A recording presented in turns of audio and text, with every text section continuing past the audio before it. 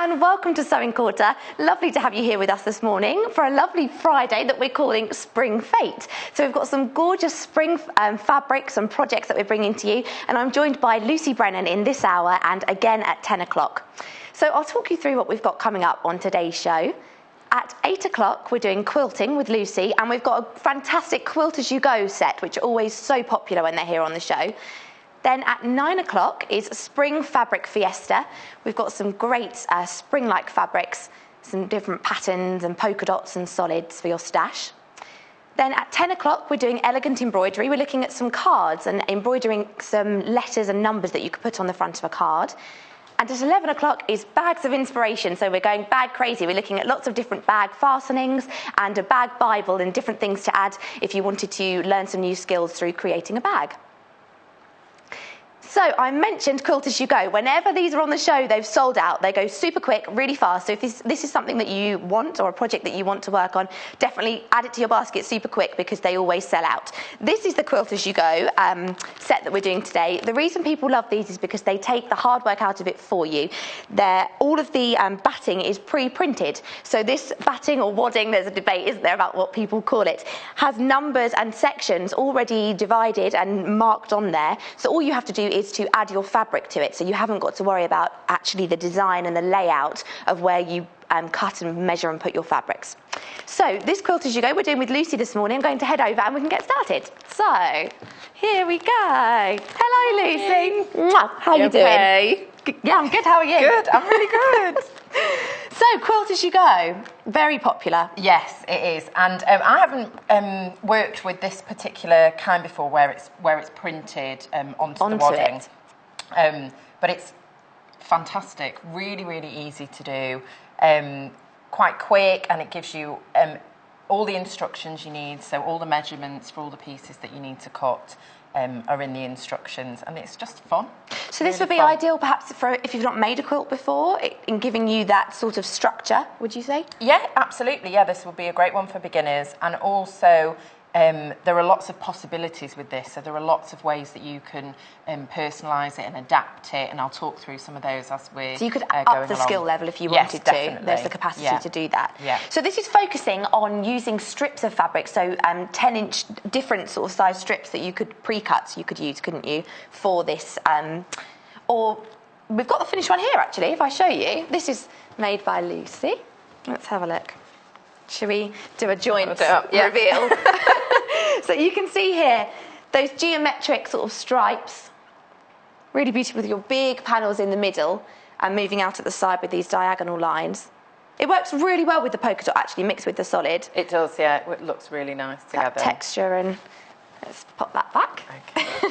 So how do we get started? What did you do first? Okay, well, it comes with all the instructions that you need. So you've got all the quilt instructions. It gives you a layout. It has the fabric requirements that you need to do the project. So it recommends you use 10 different fabrics in the quilt, and it gives you the cutting measurements for each piece of fabric. Having said that, you don't need to use 10. I mean, you could mix 2, and match or whatever you could, you wanted. Go up from there. But I think it is nice. It gives a different dimension and just adds a bit more if you can put a little bit more in there or mix colours together, and makes it a little bit more interesting, I think. And the overall size of the quilt is 40 by 50? Yes. So be perfect maybe as a lap quilt. You could use it as a slightly smaller, if you wanted something just to have on your lap rather than a massive sort of bed quilt. Yeah, or over the back of a sofa or something like that. Yeah, so doable as well to get through the machine without feeling like you've got to work with them. Yes, it's not too big. It's easy to go. You haven't got a lot of bulk either side, so it is nice to work with. If you wanted to do the Quilt As You Go traditionally, you could get 2 and make it... And size it up. Or more, and to make it bigger. And it does come together relatively easy. And actually the design of it, with the strips and the triangles in the corner, it would create a secondary pattern. Because so that then would you look sort of really have going out in the opposite direction, wouldn't you? So you create V's in the middle. So you could, like you say, link them up. Yeah, you could link them up if you wanted to as well. Should we get started then? Yeah, How do we do it? It's a lot of fun. So it really, really is, and it does go together quite quickly. It's a jigsaw, really, more so than, I guess, normal quilting, because you've got your sections there for you. Yeah, they're all ready. And the lines that are printed on the wadding aren't sewing lines. Those are you line up the edges of your fabric with the lines that are printed on the wadding. So what you see there is the size of the fabric that you're going to cut. Yeah. But obviously the measurements are all there in the instructions for you. So it's really just cutting large strips. So you can do that from the width of, if you have a half a metre or something like that. Yeah, off the bolt. You just cut the width and then trim it down. That's the easiest way of doing it. So I've already pre-cut all my strips because there are quite a few. There would just be lots of rotary Yeah, cuttings. It's not too many, to be fair, but it's, it would, How many sections? I'm trying to figure out. 1, 2, 3, 4, 5, 6, 7, 8, 9, 10, 11, 15? 15 sections. 15. Okay. So then once you've cut your fabric, obviously probably easier to do with a rotary cutter. Yeah, so I've used a rotary cutter. It's just straight lines. Because some of them are quite long, so I think the longest length there is 32. So depending on the size of your cutting mat, and obviously you wouldn't have a ruler that would be that long. No. So you want to cut it with your fabric in half, and then you can either divide it by 2, measuring from the fold of the fabric. So you would do 16 and then open it out to create the 32. Exactly. That's the easiest way of doing it. If you were using scissors or you felt more comfortable, you could use a tape measure, to measure out the fabric. Move it along. To get that thing. It is quite slightly forgiving. And because it's printed on the wadding and the wadding can sort of move about a bit, don't worry too much about getting that length in there. You'll see when you lay it out if you do need to trim it back or something. Yeah, but you want better to go over generous and then cut slightly down. over and cut down if you needed to. Yeah, if you were concerned about accuracy, then that's the best way to do it. I just like touching it. It's really soft. I know, it's lovely. My hands just sort of found themselves on the quilt. And the other thing to mention is that all the seams are sewn with a 1/2 inch seam allowance. So not your usual quarter inch. So not your usual 1/4 of an inch. So in that sense, it's slightly more forgiving as well. And also, if you were a dressmaker that wanted to try quilting, if you haven't done it before and you're used to using that 1/2 inch seam allowance, then you've got that here. So it's good to transfer it over if you want to. It's nice and easy. So shall we get started? Yeah, absolutely. I'll move that out of the way. So when I cut my strips, I was very conscious of making sure that I labelled them. So I just used the good old sort of a sticky note. Yeah, and a wonder clip. And I've kept that together. And I've kept the pieces that are the same size together. So A, B and C are all the same sizes. On the cutting instructions, it refers to the fabric as letters, but then it's numbers printed on the wadding. So like you've put ABC, but it's 1, 2, 3. Yes, so there is a clear diagram there. I don't know if you I can show. And so that clearly shows you fabric A is 1, fabric B is 2. So it's very, very clear. So it's spelled out for you there. It's very, very simple to follow. So I've just made a note as I've been cutting my strips. Okay, that's A, B, and C, which is 1, 2, 3. Yeah. So just so I can think, you can colour that in as well if you wanted to. So you would know which sections. So you could almost sort of test if you wanted to figure out where you were going to put lights and darks. You could mark that onto the diagram, couldn't you? Yeah, absolutely. And also, I wanted to be conscious that the fabric running across here, I might not want that centre one to be the same. If you're only using 6 fabrics, I totally see what you mean. You just want to think about the placement of the fabrics. But there is, on the sort of label that comes with it, it has got a picture of the one that they made as well. So you could copy here if you wanted to just see where you've got the mirror of different fabrics. So like you've got a matching one here and here, and then it's sort of matching here and here. We've got some fabrics coming up in this hour, actually, that we're using for this particular quilt. So sort of moss shades and purples and lilacs, which work really beautifully on the quilt that Lucy did. And just a warning, Quilt As You Go always, every time it's been on the show, it's sold out. It goes really quick. So if it is in your basket, just make sure, if you want to guarantee that you get it, just make sure you check it out. Or, of course, you can ring the call centre, 0800 112 4433. That's a free phone number. So all we're doing is putting fabric A onto one. Okay. And we're just going to lay that out. So we're going right side. And make sure it's in the line. So right side's up for the first one. And we pin that into place. Quilting by numbers, isn't it, really? It is. Yeah. What I haven't mentioned and should have done is I've already backed it. Okay. So it's already backed. So you've just pinned that with... Yeah, I've spray basted it. Yeah. And then I've just pinned it around the edges, mostly because I was travelling. And I didn't want to fold it up and put it in my case and then it not look like get moved around. That's fair enough. So actually, the spray base has held that really well because it is, you know, a larger panel. You want to have basted. So it's in place. And yeah, it's not going to be moving. basted it nice Wait, and did well. you use I've glue used for that? a glue, yeah, the spray glue for that. So this is just a repositional glue that you can use. It's just a spray-on glue that once you've got that on, once you've attached your backing to the quilt, then that's I think it's set in 24 hours, I believe. This one. It's repositionable, So that it's one, so it repositionable. does, and it will just wash out. So it's very, very easy to use. If you haven't used it before, it's really very simple. You just spray it onto the wadding, like hairspray, just a light spray. You don't need a lot of it at all.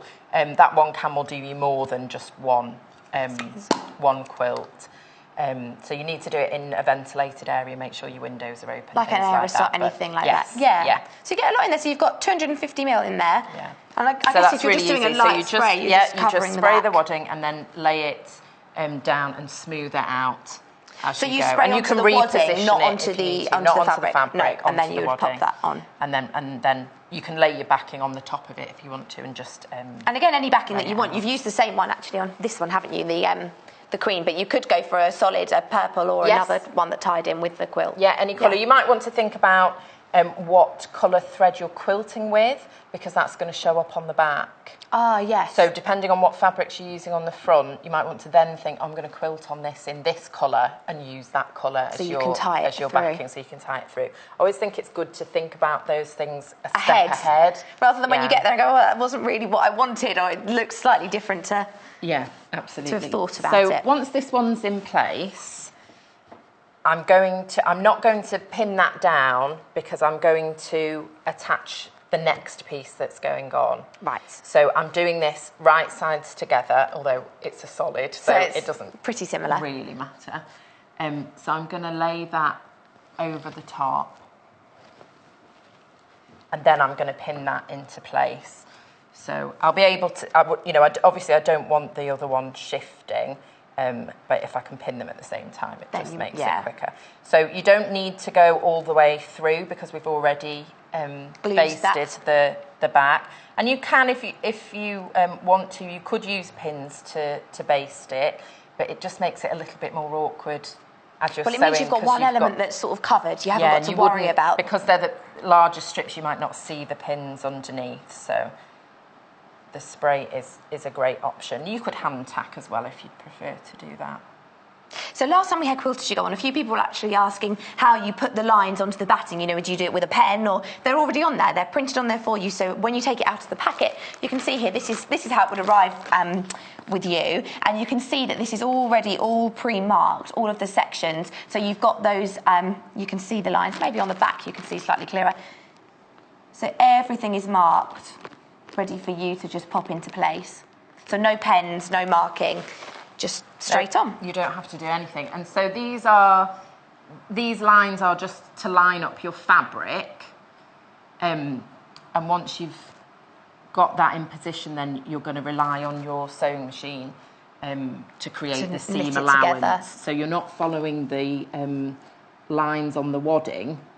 Because if you look at that now, you can't see any lines. No, so I the wouldn't want lines anyone are about fabric to think, placement. oh, where do you? Yeah. How do you do that? Covered them all up. Yeah. So I am just going to pin this down on this side as well. Okay. Just we've to had some hold messages it in already. Who have we had messaging this morning? Hi, Helen. Thank you for messaging in. wonderful sewing channel and loving all the tips. Oh, thank you. That's lovely. Thank you, Helen. Thank you for your message. It's so lovely to hear from people. It's great to know what you think and what you're making and what you're up to. And if you've got any questions, always just send them in. You can email the studio or head to the website and just drop us a message in the box there. So we've pinned. Okay, so we've pinned, and now we're going to sew along that seam between piece 1 and piece 2, so that this grey section is going to fold over and will cover section 2. I don't know if this is a really obvious question. Do you have to do this in chronological order, working through the numbers? Yes, you do. So you do. Yes, you work you up do. 1, 2, 3. You go straight through. Yes, Yeah. because what's really nice about this design is you've got the strips going this way, and then you've just got that interest in the two corners In a of them smaller going the section. other way. But if you were to do that, you're going to end up with your seams in the All wrong wrong. place. Yeah, So rather all than wrong. it just being about numbering for knowing where placement is, it is actually the order that you follow for sewing too. It is the order that you follow, and it jumps from side to side. So you've layered your first piece underneath here, right side up. You've put this with the right sides together on top, and then you're going to fold it back. And we're stitching on this side, and then it's going to move over to this side. And we're going to stitch over here, so that as you're quilting, you're not creating a lot of distortion. By They've pulling really it all in thought one about way. it, yeah, because if you were to do all this section, you've already moved your quilt, and anytime you're quilting and sewing something, you are going to get some distortion in it. But like quilters do work from the middle out, they've done that for you. So it's about keeping it So you're even and working just from growing each it section. outwards from the centre in both corners actually. Yeah, absolutely. And it means that it's you're less likely to have any issues on the back with puckers or anything like that. So that's good to know. I've put the walking foot on the machine. Okay. Because I'm going through all of these layers. It's just nice to have that even feed through. Going through the machine. Oh, Lorraine's just messaged pop in as that well. She over said, there. "Quilt as you go just makes quilting really easy." It's just a great way of sort of getting into quilting. It does, yeah. It's fantastic. Hi, Lorraine. Hi. It is. It's a really, really lovely method, and this is, it's one of those things where you're just following it step by step. Makes it really simple. The written instructions are all nice and clear for you. So the guesswork's taken out of it. Yeah, absolutely. It's a fun thing to do, and I think it would be a great thing to have as sort of a standby. Yeah. So in those moments where you think, said if you needed a present for someone or because it happens to me a lot. Somebody needs a quilt, or I need a present for somebody. This is a great thing to have. To be get the able credit to just for get making out it, but you haven't had the sort of the labour intensive. Sometimes you don't know what pattern you want to make, or So I'm just going to move some of these Need a things hand. out of the way. That's okay. So I'm just going to get it through the machine, and then you want to find out where your 1/2 inch is. So on this one, I happen to know if I just move the needle over slightly, that's going to give me the 1/2 inch, because it might not be the edge of your foot is going to give you the 1/2 inch. So you can check on your machine, you can see where the line is. Oh, yeah. And I know it's just slightly past the edge of the foot on this machine, but obviously when you're quilting, you can't see that. It's covered by your because it's covered batting. underneath. So you just need to work out where the got my thread in a tangle, where the 1/2 inch is going to be. And most machines will let you just move the needle over slightly. So if you have to move your needle over to the left, then you can just do that. You know your machine as well, don't you? It's when it's something that you work with a lot, you'll know. Yeah. Like you said, you knew that needle would just move over, and then it's 1/2 inch. Yeah, and you can just, if you're not sure, you can just do a little test. Just get 2 pieces of fabric, put them together, run a line, and just measure that seam to see. Oh, yeah. To see what your seam allowance is. That's a really quick and easy way of doing it if you're not sure. Getting to know your machine. If it's it's a new one. Getting to know your machine. Yes, absolutely. So when I'm quilting this, the stitches are going to be seen on the back. So you need to think about the fact that you're going to see the stitches on the back. So the colour that you mentioned earlier is quite important if it's something that you want to pick out. The colour is important, and also you don't want to do, like, if you were normal piecing, you might back stitch at the beginning or the end, you might not. But if you do, you aren't going to want to do see that because you're going to see that. So when I start, I always begin, put the foot down, by putting the needle down and bringing it up again so that I can catch the thread, the bobbin thread. I'm trying to catch the bobbin thread, and I just pull that up to the front of the work. Oh, okay. It's quite tricky to see because I'm using white, but there's my bobbin thread there. So I'm just going to pull that up. That's it, you can see it there. That's it there. So I've got my 2 threads are on the top. So you know you've caught the edge of the fabric. So I know that I've got the edge of the fabric, but also so that I'm not going to create that nest. I'm not going to get that nest of stitches on the back at the top because of the that's line. going to be seen. So then what I do is just push those to the back, and I just keep a hold of the 2 threads while I do the first stitch or 2, and then I can tie this off when I finish. So I'll show you how to do that, and it's not at all difficult. You don't have to bury a knot, so nobody panic. It's still very easy. Could you pass me the pink cushions? Of course. Stick those in, thank you. So then it's just normal, you know, as you would, just straight line sewing. Don't do a back stitch because it will be seen on the back of your project. I mean, you can if you're not bothered. Yeah. But if you want to keep it really neat, then don't back This would be a great project stitch. you could do with a child. If you wanted to introduce them to quilting, because it does run parallel, very similar to a puzzle or something like that. Yes. You could see that connection, and if you want, it wouldn't matter if you did a little back stitch, just to sort of if you were showing someone for the first time. I guess. No, as a first project. Yeah, no, absolutely perfect.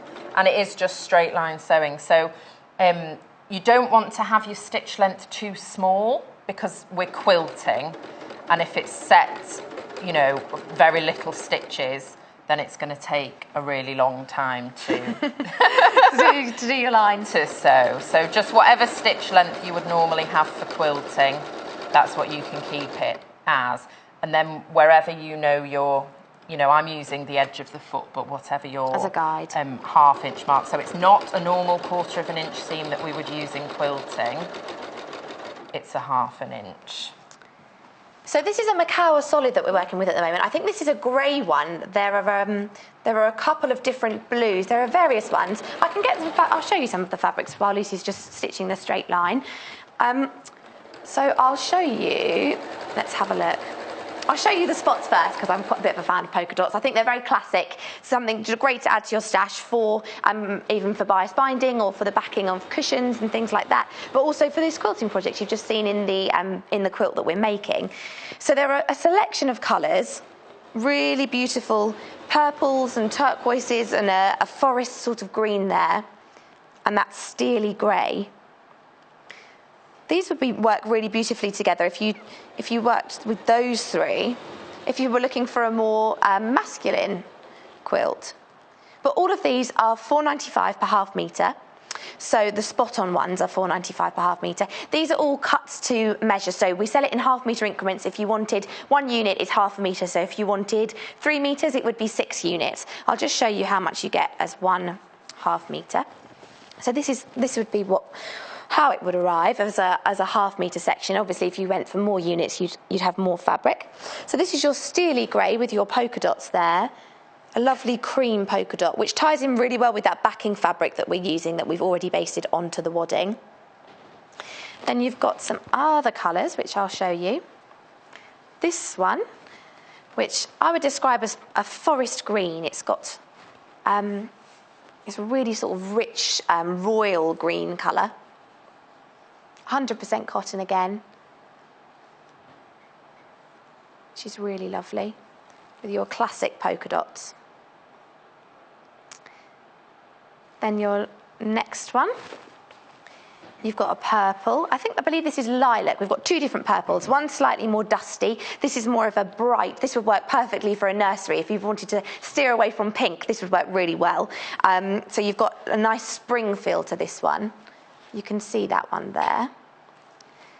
Lucy's used all of these in the project. The Quilt As You Go recommends you could use 6 different fabrics. I think we've used 10 in ours. Just as we've got those different combinations. You can see here another one in that dusty purple, slightly darker, but working really well together. if you combine those. And I love it with the grey. I think that works really beautifully as if you team those together. So you've got your mauve and your dusty purple. And then you've got this one here, which is more of an aqua-y blue.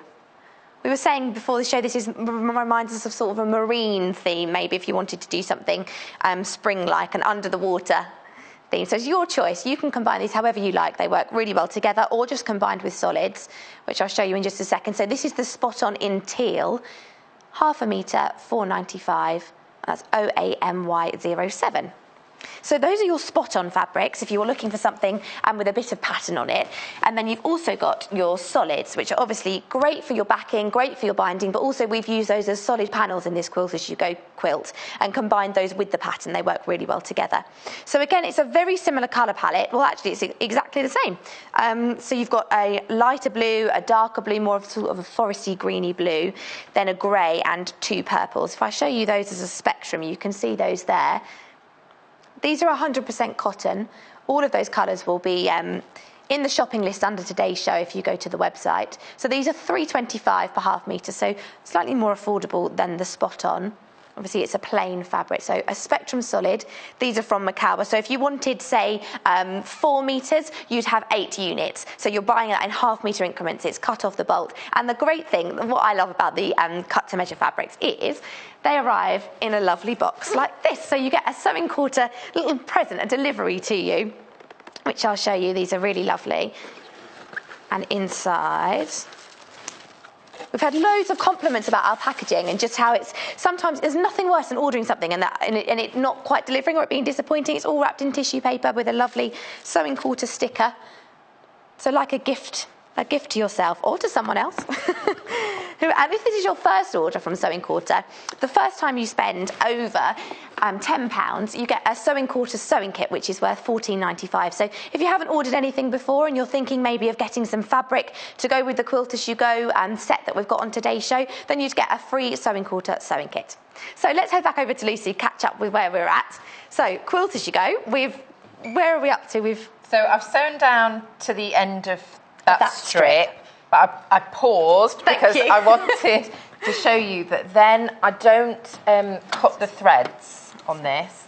So I'm pulling it from the machine so I've got a good length of thread and then I cut that off. Okay. And I do that again for the same reason because I don't want to end up with threads because obviously you can see here where you're going to see your quilted line. So you can see that line in your backing fabric. I don't know if we can see that. You possibly can't because it's wide. But if you use the darker thread, if you chose to use, you can see the line. Yeah, you can see that there. So that's the quilted line there. So I don't want threads to end up on the back. So what we do is we pull the thread from the top and you pull it until you see the little loop that is the bobbin thread.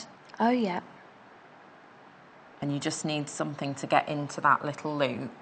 And you just pull that up to the top so that you've got your 2 threads on the top there. And then I'll just untwist that. And then all I'm going to do is just tie a knot. So I just tie once and then I tie that through twice. That's a surgeon's knot, so it's nice and tight. And then surgeon's knot? It's called a surgeon's knot. Really? I didn't know that. And then just trim that off. And that's just going to end up in your seam, so it really doesn't matter. And then I need to do the same thing where I began, but I'm not pulling the threads through because I did that when I started, so I didn't get the nest underneath. Yes, when we pulled it through the foot, didn't we? So we pulled it through the foot. So all I need to do is just tie those off. So it literally just takes seconds to do it, but it just means that you're going to get a really neat finish. So on the second knot, I just have looped through twice. Okay. And then pull that to create a little knot there, and that's just going to keep those perfect in place. And then obviously because of the design, ultimately we're going to be sewing over that seam anyway. But so we don't need to do this side. We're only working on where we're going to the next number. We're only going to the next number, but ultimately that's going to be, sandwiched into your, and that seam's going to be secured in. But because we're moving the fabric so much, you don't want to leave those stitches without a knot in. because you could start losing what you've just sewn, which would be very annoying. So now that we've done that, I'll just move. I just was using those to hold fabric A in place. Yep. So we've done that, and you'll see now when I pull that back, and you Lovely. can see already how much of the quilting, how much of the quilt I'm covering. Yeah. So just with those two sections, yeah, absolutely. You've already covered the main section of the... a big difference. So you can just give that a quick press. Okay, I'll show this as well while you're pressing so you can see this final product. If you have got this in your basket, just make sure you check it out. It's really popular, it's already selling quickly, so just make sure if it's, don't want you to miss out. And this is what you're going to, I'll hold it right in front of my face. This is what you'll achieve. And then if I turn it around this way, you can see you've got your two corners and those main panels in the middle, which is what Lucy's working on at the moment. But this is all these really beautiful purples and mauves and lilacs, working with those teal greens and the vintage blue and the steely grey. That colour palette's really lovely. So all the time as I'm working, and you'll see me doing it a lot because I'm a quilter and it's what we do, I'm smoothing out the fabric. So I'm making sure that that's staying on that printed line. You can see the printed line there. Yeah. And that fabric's going to go up to that printed line. And then I'm going to lay piece 3. All labelled. So you've got that printed on, you're wadding already. You go 1, 2, then you spot number 3 and off you go. Yeah. So it's going to end up there, but I want my seam here. To fold it back. Yeah. So I'm just laying that over the top, and then that should be covering piece A, and I can pin that into place. I need to just move it up slightly. I think quilts could be quite a scary thing if you've not made one before. This would be a really great sort of in as a beginner, wouldn't it? Absolutely, and you are just following the steps. The steps. It really is that simple. You've got your instructions. Sorry, Lisa, I'm just going to grab those. In your pack. So that comes in here when you buy the quilt as you go. Everything's marked on the batting, but you get these instructions. So you can obviously always watch back on YouTube and go through and check some of the steps. But you've got step by step about your cutting of your fabrics, the different sizes that you need for those panels, and talking about the numbers where you match up A to 1 and quickly put my hands in. Leaning in, that's fine. And then just assembling the quilt, it talks you through all of that, binding the quilt, the backing, everything. So you've got all those steps there if you're not familiar with the process of quilting. So we're repeating basically what we did with 1 to 2. Yeah, just repeating what we did. So you don't need to be pinning through all the layers. You're just wanting to catch avoiding that backing. Yeah, catch those fabrics as you're going away. You don't want to distort the backing in any way. To be quite truthful, when I was doing it, I possibly did with pins because I'm so used to going through the 3 layers that it was a bit unusual for me. So I did try, if in 1 and 2 places you go all the way through, it's not going to hurt. And that's the really nice thing about this is it is so easy and there's no, it's hard to go wrong with it, really. Just following. You're just following you're just following. So we've done the seam on that side. Now we're going to do the seam on this side. So I'm just going to spin that round. So exactly the same as before. No back stitch. We're just going to because those quilting lines coming through on the back. Yeah. So just as we did before. What colour thread would you use if you were doing this again? Would you team with this? I think. Would you quite like the white? I do quite like white. I think it's nice and fresh and it. Clean it's quite modern, and then because you've got the white in the spots on this, I think it works with the spots. But you very much could do some free motion quilting or different things on this. So you might want to change your different thread colour, and it's always you do want to think about your backing because that's you're going to see those stitches a lot on the back depending on the colour. So. Yeah, whatever you like. Whatever takes your fancy. Whatever you like. I think a nice Fete. green, I do like green. I think a green would look really lovely. But hopefully the white's going to show up better for the demo. So I'll just show you again getting the bobbin thread up to the top. So with this machine I always have to put the foot down, otherwise it won't catch the bobbin thread. So that's something to be mindful of. If you're trying to do this and you can't get that bobbin thread, it might just be because you haven't because your foot's lifted, so make sure your foot's down, and then you're just going to put the needle down and lift it up again.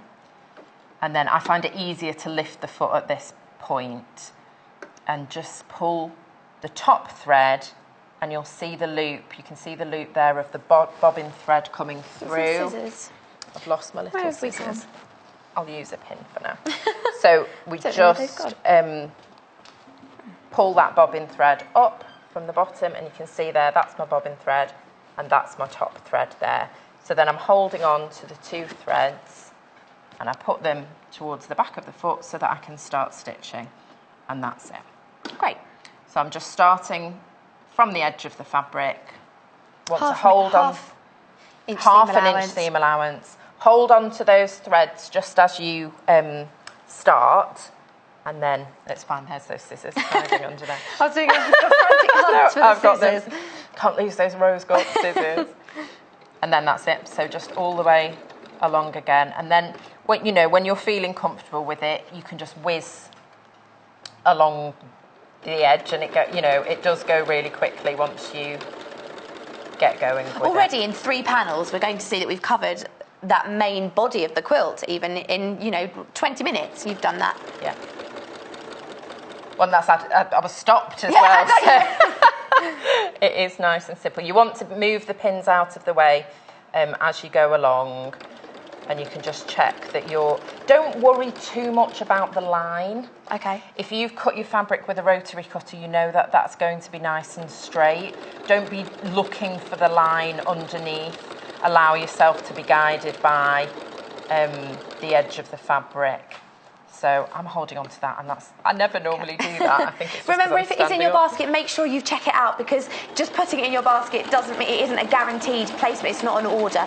It's selling out really quickly, so just make sure if you've popped it in your basket and you do want to purchase it, just click right through to the end or give us a call and make sure that the call centre have your order. Oh, it's sold out. So quick. Oh my gosh, that's so quick. That's super quick. I'm sorry if it's in your basket and you hadn't quite managed to check it out. These are always really popular, the Quilt As You Go, when they're on the show. But to team it with it, we have got these lovely solid fabrics and the spotted fabrics that we're using. So if you're looking at these and you're thinking you might want to use them for another project, as we're working with them this morning, you can obviously add those to your basket. So the solids are $3.25 per half metre. They're from Macawa. That's your violet. The next one you've got is your lilac, which is your slightly lighter, almost dustier purple. Again from Macawa. 100% cotton. The graphic is coming, there it is. XMMY84 for your lilac. Again, $3.25. This next one is the teal. That's got more of an earthy feel to it. This is the one we're actually working on right at this very moment, the one that Lucy's putting through the machine. So again, $3.25 per half metre. So if you're wanting a metre, then that would be 2 units of fabric, so $6.50, depending how, if you wanted to add different increments of that. ZMMY91. The next one is your vintage blue, which is a softer blue, moving more towards an aqua sort of colour. $3.25 again for your Macawa solid. Your graphic's just coming there. IUMY96. That's for your vintage blue. And then your last one is the slate grey, which we've also already used on this. When we come back, you'll see us in 2 seconds. So this is your last one, $3.25 again for your slate grey Macawa. Half metre increments, $3.25. So you can see that here, actually. You've got the slate grey and the teal working next to each other here that Lucy's working with. When we come back, here we are. Yeah, there we are. Saying the teal is more. It's more green. of a foresty green, actually. Definitely more green than what you would consider to be teal. To be teal, or what I would consider to be teal. Anyway, I don't know about anybody If you've got the Quilt As You Go, well done. You've got in there super quick. Congratulations if you've got one. Send us a picture when you've made your quilt. Oh yes, we'd like to see it. Love to see. We I try love seeing people's I love to see what projects. people are up to. It's so Social media nice. is great for that. For It is. seeing what projects people have done and for inspiration 2 ways. Sometimes people see projects here, or we see things that people have made and go, oh, that's fab. Yeah, absolutely. And I think that's what's so great about the whole community is that we really, inspire each other and share things. Sharing's caring. And encourage each other, which is lovely. So you can see I'm getting there. Yes. So that's the main part there already done. And what I was going to mention, and I am sorry because it's sold out, but this would apply to any kind of pattern where you have a larger strip, say, is that you can really make this your own. So if you decided you didn't want to have just a plain panel, a strip, you could piece something. So you could piece, you know, do squares, you could do flying geese, would look amazing, which are like triangles. Yeah, even just in one centre section. In one centre section, yeah, it would just give it that extra pop. So if you're, you know, maybe a slightly more advanced quilter and you're wanting to add your own touch to it, or you really enjoy piecing, there's no reason why you couldn't replace some of these strips with different designs, even have, you know, 4 log cabins going through. Yeah, you can absolutely customise it. So what you would do is you would need to make sure that the panel that you want, and I mean, you could have the whole centre part. You know, you could do a square, a rectangle in the middle. bit in the middle, and then add the other bits if you wanted to. Actually, that would be really nice because you've have sort of 4 corner strips in that corner, 2 and 2, and then a slightly busy off centre it's panel. not quite that. You know, the design is slight. So I would probably just do maybe 1 or 2 of them. I think. But you just need to make sure then that it would be the same size as the cut. But what's great about it is because it's the quilt as you go and you've got these lines, you can easily measure. That's the finished size of, the unfinished size of the panel that you need to make. So you can just look at that section and go, well, okay, unfinished, it needs to be this size. And you've got the measurements in the instructions anyway. Make up a panel of whatever kind of block it was you wanted to do, or a strip of flying geese or something. Make that up and add that in. So there's so many possibilities for you to get really creative, even with something that's relatively simple. Yeah, that could be simple. Yeah, and you have the option you could do it and do it simply, and then replicate it and do it in a more complex way. Well, so it's stepping it up if you want to. Yes, you've got the option and I love that you can do that, and they make it so easy. You know, just having those lines and that guide. And as well, because these lines aren't where you're stitching, they're where your fabric's going. Like you've just said, if you wanted to replace one panel, you can literally measure. Well, the measurements are on your instructions for that panel, so you could just replicate that with blocks or with different fabrics. But I think you can see that that's like the more foresty green one, and that's what the. It's called teal, but we're calling that a foresty green. It is more of a greenie, but see how nicely those two. You know, I think they go together beautifully, those greens. So so then you're just carrying on. So I'm going to find number 4 is over here. Okay. So at any point, does the technique change, or are we just repeating this all the way through? We're just repeating it all the way through. So I'll iron that at some point, but I'm not pressing it to that bit. Completely honestly, I didn't press every single thing at home. Yeah, I know. I am slightly lazy when it comes to pressing. That's all right. I know, because I think you're getting it to that line anyway.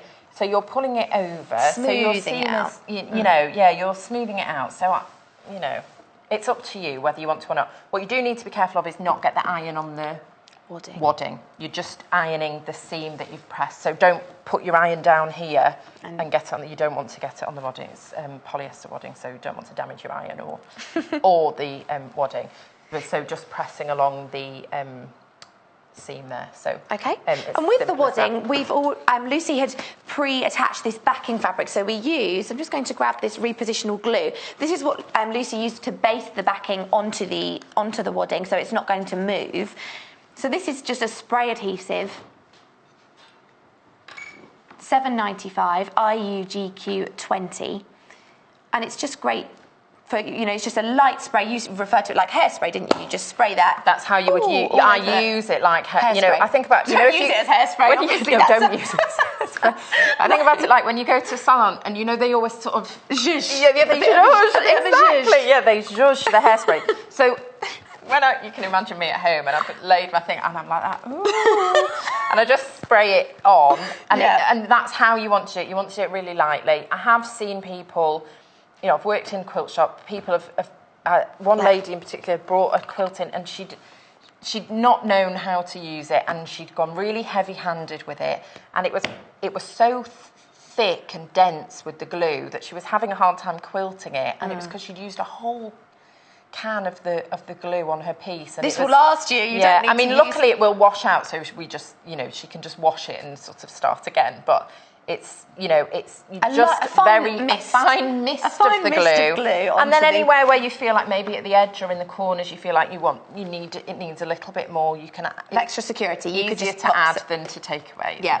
So yeah, that's how I would recommend doing that. And then I mean, sometimes I will put pins in because I do like to be very secure with said as well because you were travelling with it, but because I was travelling with it, that's why you wouldn't need to do that necessarily. And the other thing I didn't mention is that this is just enough for the width of your backing fabric, so you're not piecing the back. It's all one. Oh right, okay. One piece. So I've got my next two pieces. So I've got dots and solid again. Yeah. And so because these, you're slightly lighter, vintage blue. This one is. Yeah. And yet again, I think green.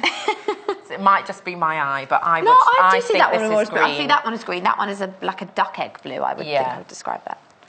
I would go more minty. Would you? It's just what you see. And I think there are some colours, aren't there, that are between green and blue that are very tricky to distinguish.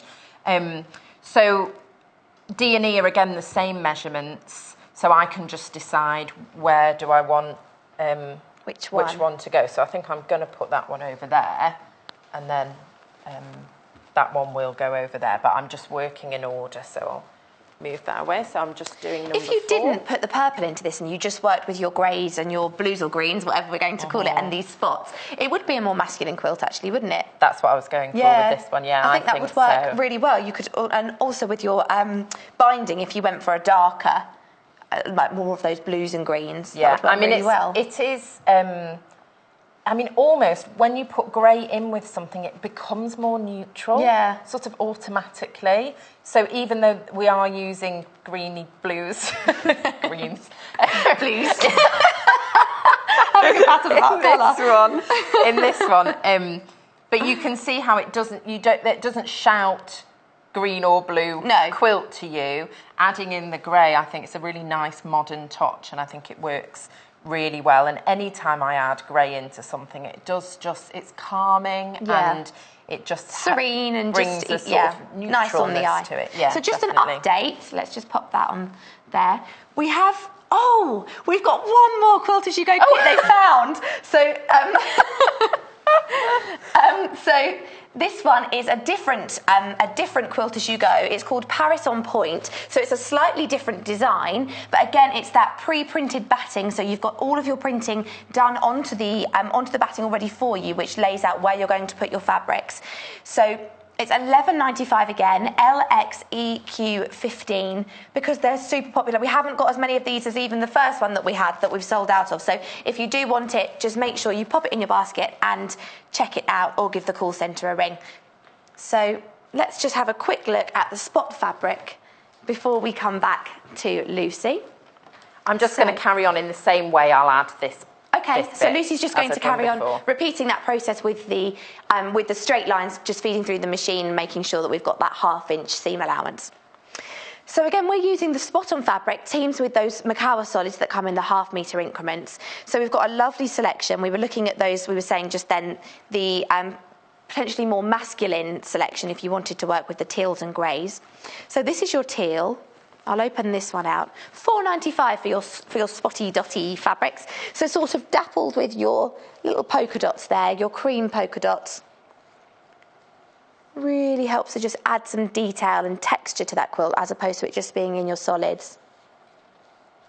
Lucy always says she has some spot fabric in her stash. They're good for using for binding, or just to add in with maybe even a more patterned fabric, sort of a designer print. So that's your teal. Then your next one is your steely grey. I really like this. This would work well with a pink as well, actually. I think grey and pink works really beautifully together. As we were just saying, it's sort of, when you add a grey, it adds that sort of neutral element that's just really soft and easy on the eye. Your steel grey. Again from Makawa, UIMY21. We're working with all of these spotty ones in our quilt today. Then you've got 2 purples. I'll just quickly whiz through these. So this one is your lilac, which is more of a bright purple, a light bright spring feel to this one. Really lovely. And then your next one is a slightly darker fabric, a darker purple, has more of a dusty element to it. That dusty mauve. Half metre increments again. Really lovely. Lovely and soft. This combined with that quilt, the wadding that we just had, I kept touching the quilt, the wadding on the table. It's so soft and lovely. This is your spot on mauve, FTMY04. And again, you could even back the quilt with a spot. There's nothing forcing you to do that with a solid. It would look lovely in a spot. I think you need a metre and a half of fabric for the backing. So if you just wanted to add something for your back, that would be 3 units. And this is your last one. This is teal, but we were saying to me, this has more of a, this is a bit slightly more blue. OAMY07. So we've been really lucky. We found a brand new Quilt As You Go pack, which we've been able to add into this hour. You can see that on your screen there. We don't even have it in the building. I've not got it here in front of me to show you. But it's your Paris on Point Quilt As You Go LXEQ 15. Again, £11.95. So, and it's very similar process. It looks like this one's going to sell out as well. There's 3 left. So, just add that to your basket. So we've got 5 in baskets and 3 left. So if you are one of those people, just quickly get your details in. So we've got 5 minutes left. Where are we up to, okay. Lucy Lou? Just finishing that seam there. Oh, I don't know whether we've lost. Oh, the bobbin's run out. I didn't even notice. Right. Well, I sort of felt something, but anyway, never mind. We see the idea. Yeah, that's your basic process. So we'll just pretend that that had been stitched quilted. There were a couple of things that I wanted to mention. I'm going to show on. Do you want to do that? No, I'll probably knock it over. You can do it. When you come to sew the seam along here, if you imagine you're adding, if I can just get the dots. So the piece that's going here in the corner, you're going to sew like this, okay, across here. Right sides together. Yeah, you're sewing it like that. Now what's going to happen is your stitched quilt line on the back is going to be here. So it's going over the line where you began. So what that means is on the reverse of your quilt, you're going to have this seam line running along here, and you're going to have these lines sticking out slightly, okay? That might not bother you. It would drive me nuts. I would not be happy about that at all. So what I did to counter that... Where's the magic? When I did the quilting, and I only very lightly quilted this, but what I did was, and you can see on this section here, I stitched a line, a quilted line. Once I'd finished the quilt as you go, you can add quilting, extra quilting over the top. And in this design, I would recommend it because you need something to break up these sections here. But what I did was I did a line a ½ inch away from that seam line. So on the top, I've stitched a line a ½ inch, and what that means is where I began my seams on the quilt as you go underneath, where I would have had the little line sticking out, they now line up and make like a section, like a tab section there. So you can see there, they're lining up, which is very neat. Rather than having just an odd line sticking out. Line at the back, So if you get this home and you see it, can we see? I think you can see it the other way. Oh, where are we? We're here. You can see just this line here would have been sticking out if we hadn't added this line. So Lucy's added that extra line along here. Because that's the quilt as you go line, and that's the quilt as you go line, and this is the line I've added to neaten it up. To neaten it up, so that on the back your quilting looks just as nice. And then speaking of backs, the other thing I wanted to say was dots are perfect for a backing fabric. Yeah. Absolutely perfect. Especially for somebody who isn't confident with their quilting.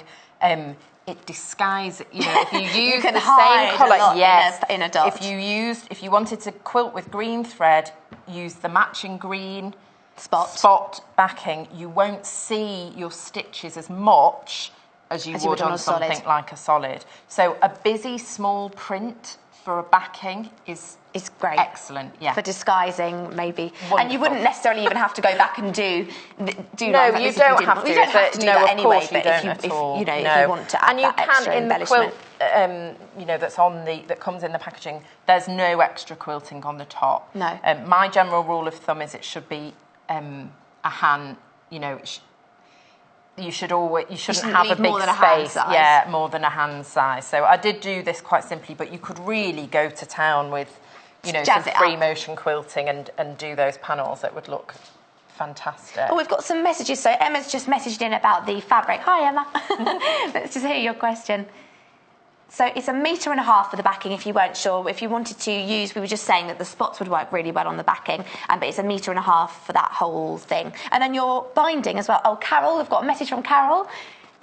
Would you wash the fabric first? We usually say that you would wash the fabric first? Yes, most people say that. I think on Facebook Live I said yesterday I don't wash my fabric first. No.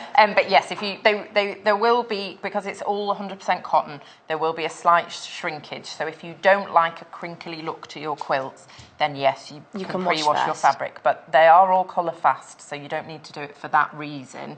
It just depends on what look you like for your finished quilt. But this wadding is polyester, so. Okay. And a question about the glue, which was, Eileen was asking, does the glue wash out? Excuse me, yes, the glue washes out. So even though it says it's permanent, it does wash out? It does wash out, and I think the lines on the quilting wash out as well. Sorry, got a frog in my throat. That's okay, well, it's perfect timing. We've got 10 seconds.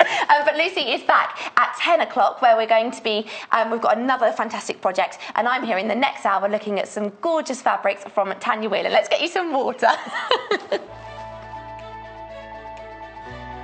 Follow us on Pinterest. Search for our Sewing Quarter page and follow us to discover sewing work we create and love. When you spend £10 on your first purchase, you will receive this free sewing kit from the Sewing Quarter worth £14.99.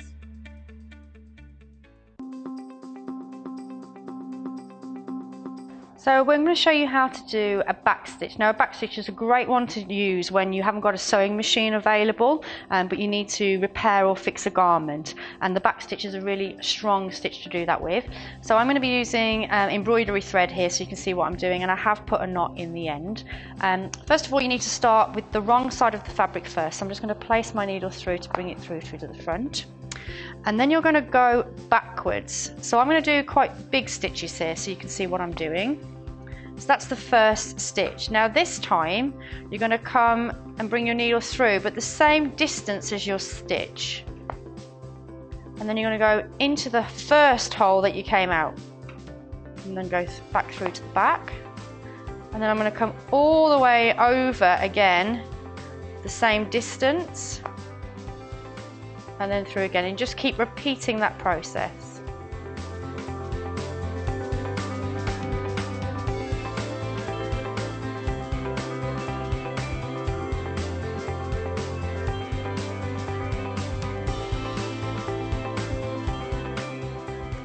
So this is my final stitch now.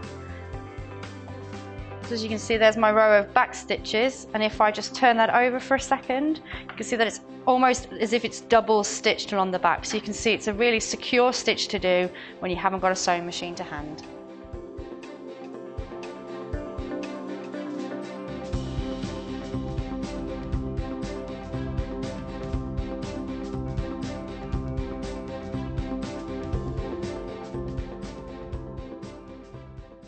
This Saturday, join me, John Scott, Sewing Quarter's very own fashion guru, for tips and advice on the perfect outfits for your spring and summer wardrobe. I will be featuring a classic cloth kit swing dress, a vintage 50s tea dress, and a fabulous collection of bold, beautiful floral fabrics.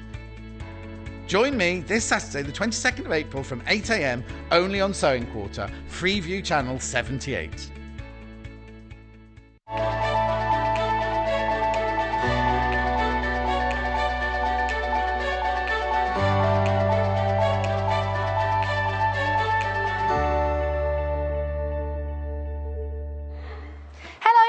lovely to have you back with us here in this hour in Fabric Fiesta. So we're looking at lots of different gorgeous fabrics that would work. If you managed to get one of the Quilt As You Go sets in the previous hour, would work really beautifully for that. But also some really spring-like, bright, cheerful fabrics from Tanya Whelan that we've got in fabric bundles for you.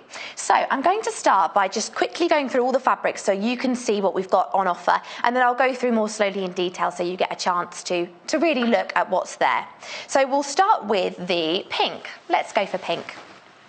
Let's just move these out of the way.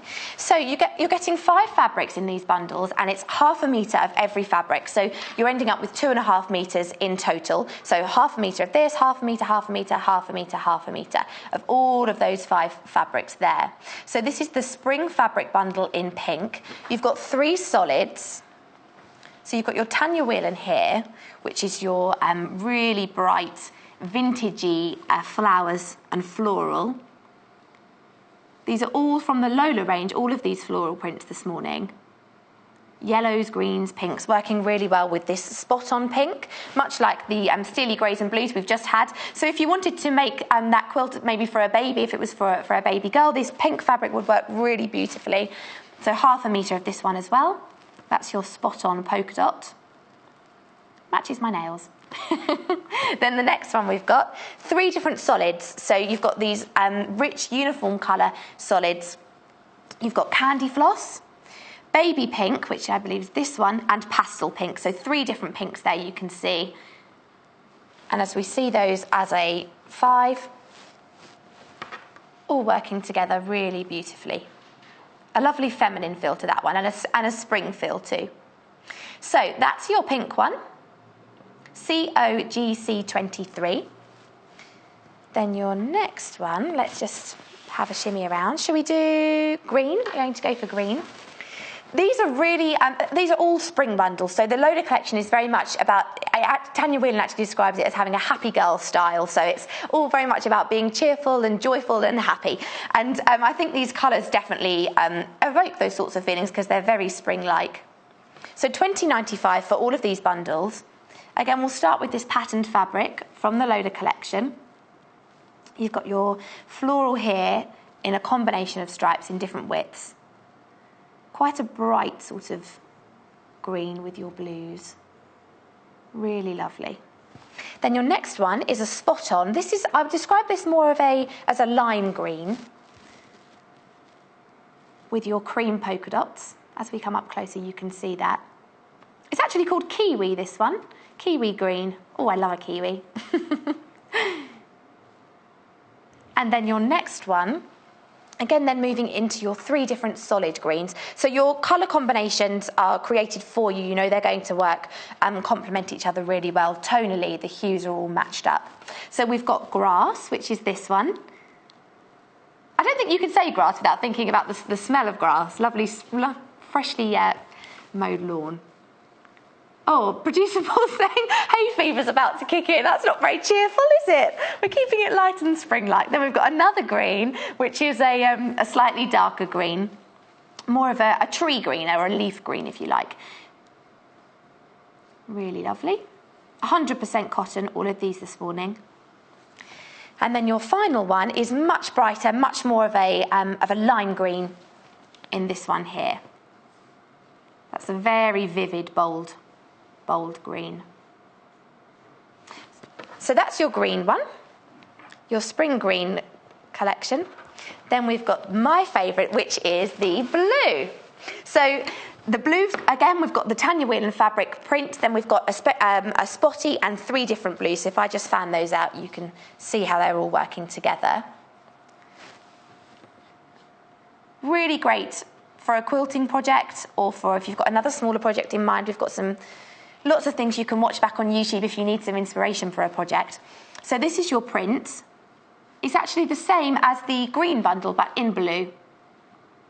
So this is called ticking fabric because we've got those stripes running through. Ticking, obviously quite a traditional sort of feel.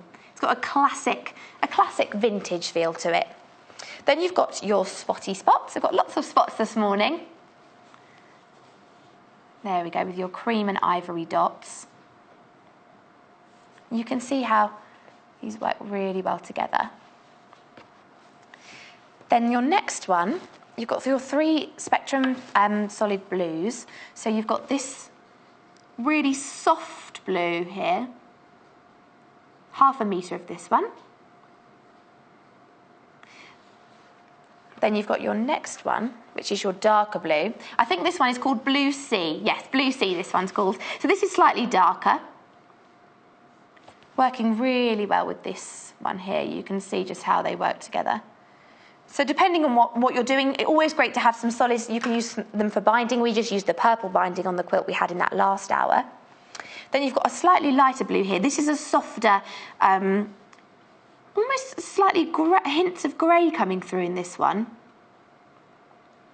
A lovely baby blue. So 1/2 metre of this one too. $20.95 CYGC10 for your blue bundle. I like blue. I'm a fan of blue and pink. Although the yellow, I don't know, it's too many choices. This is definitely spring-like.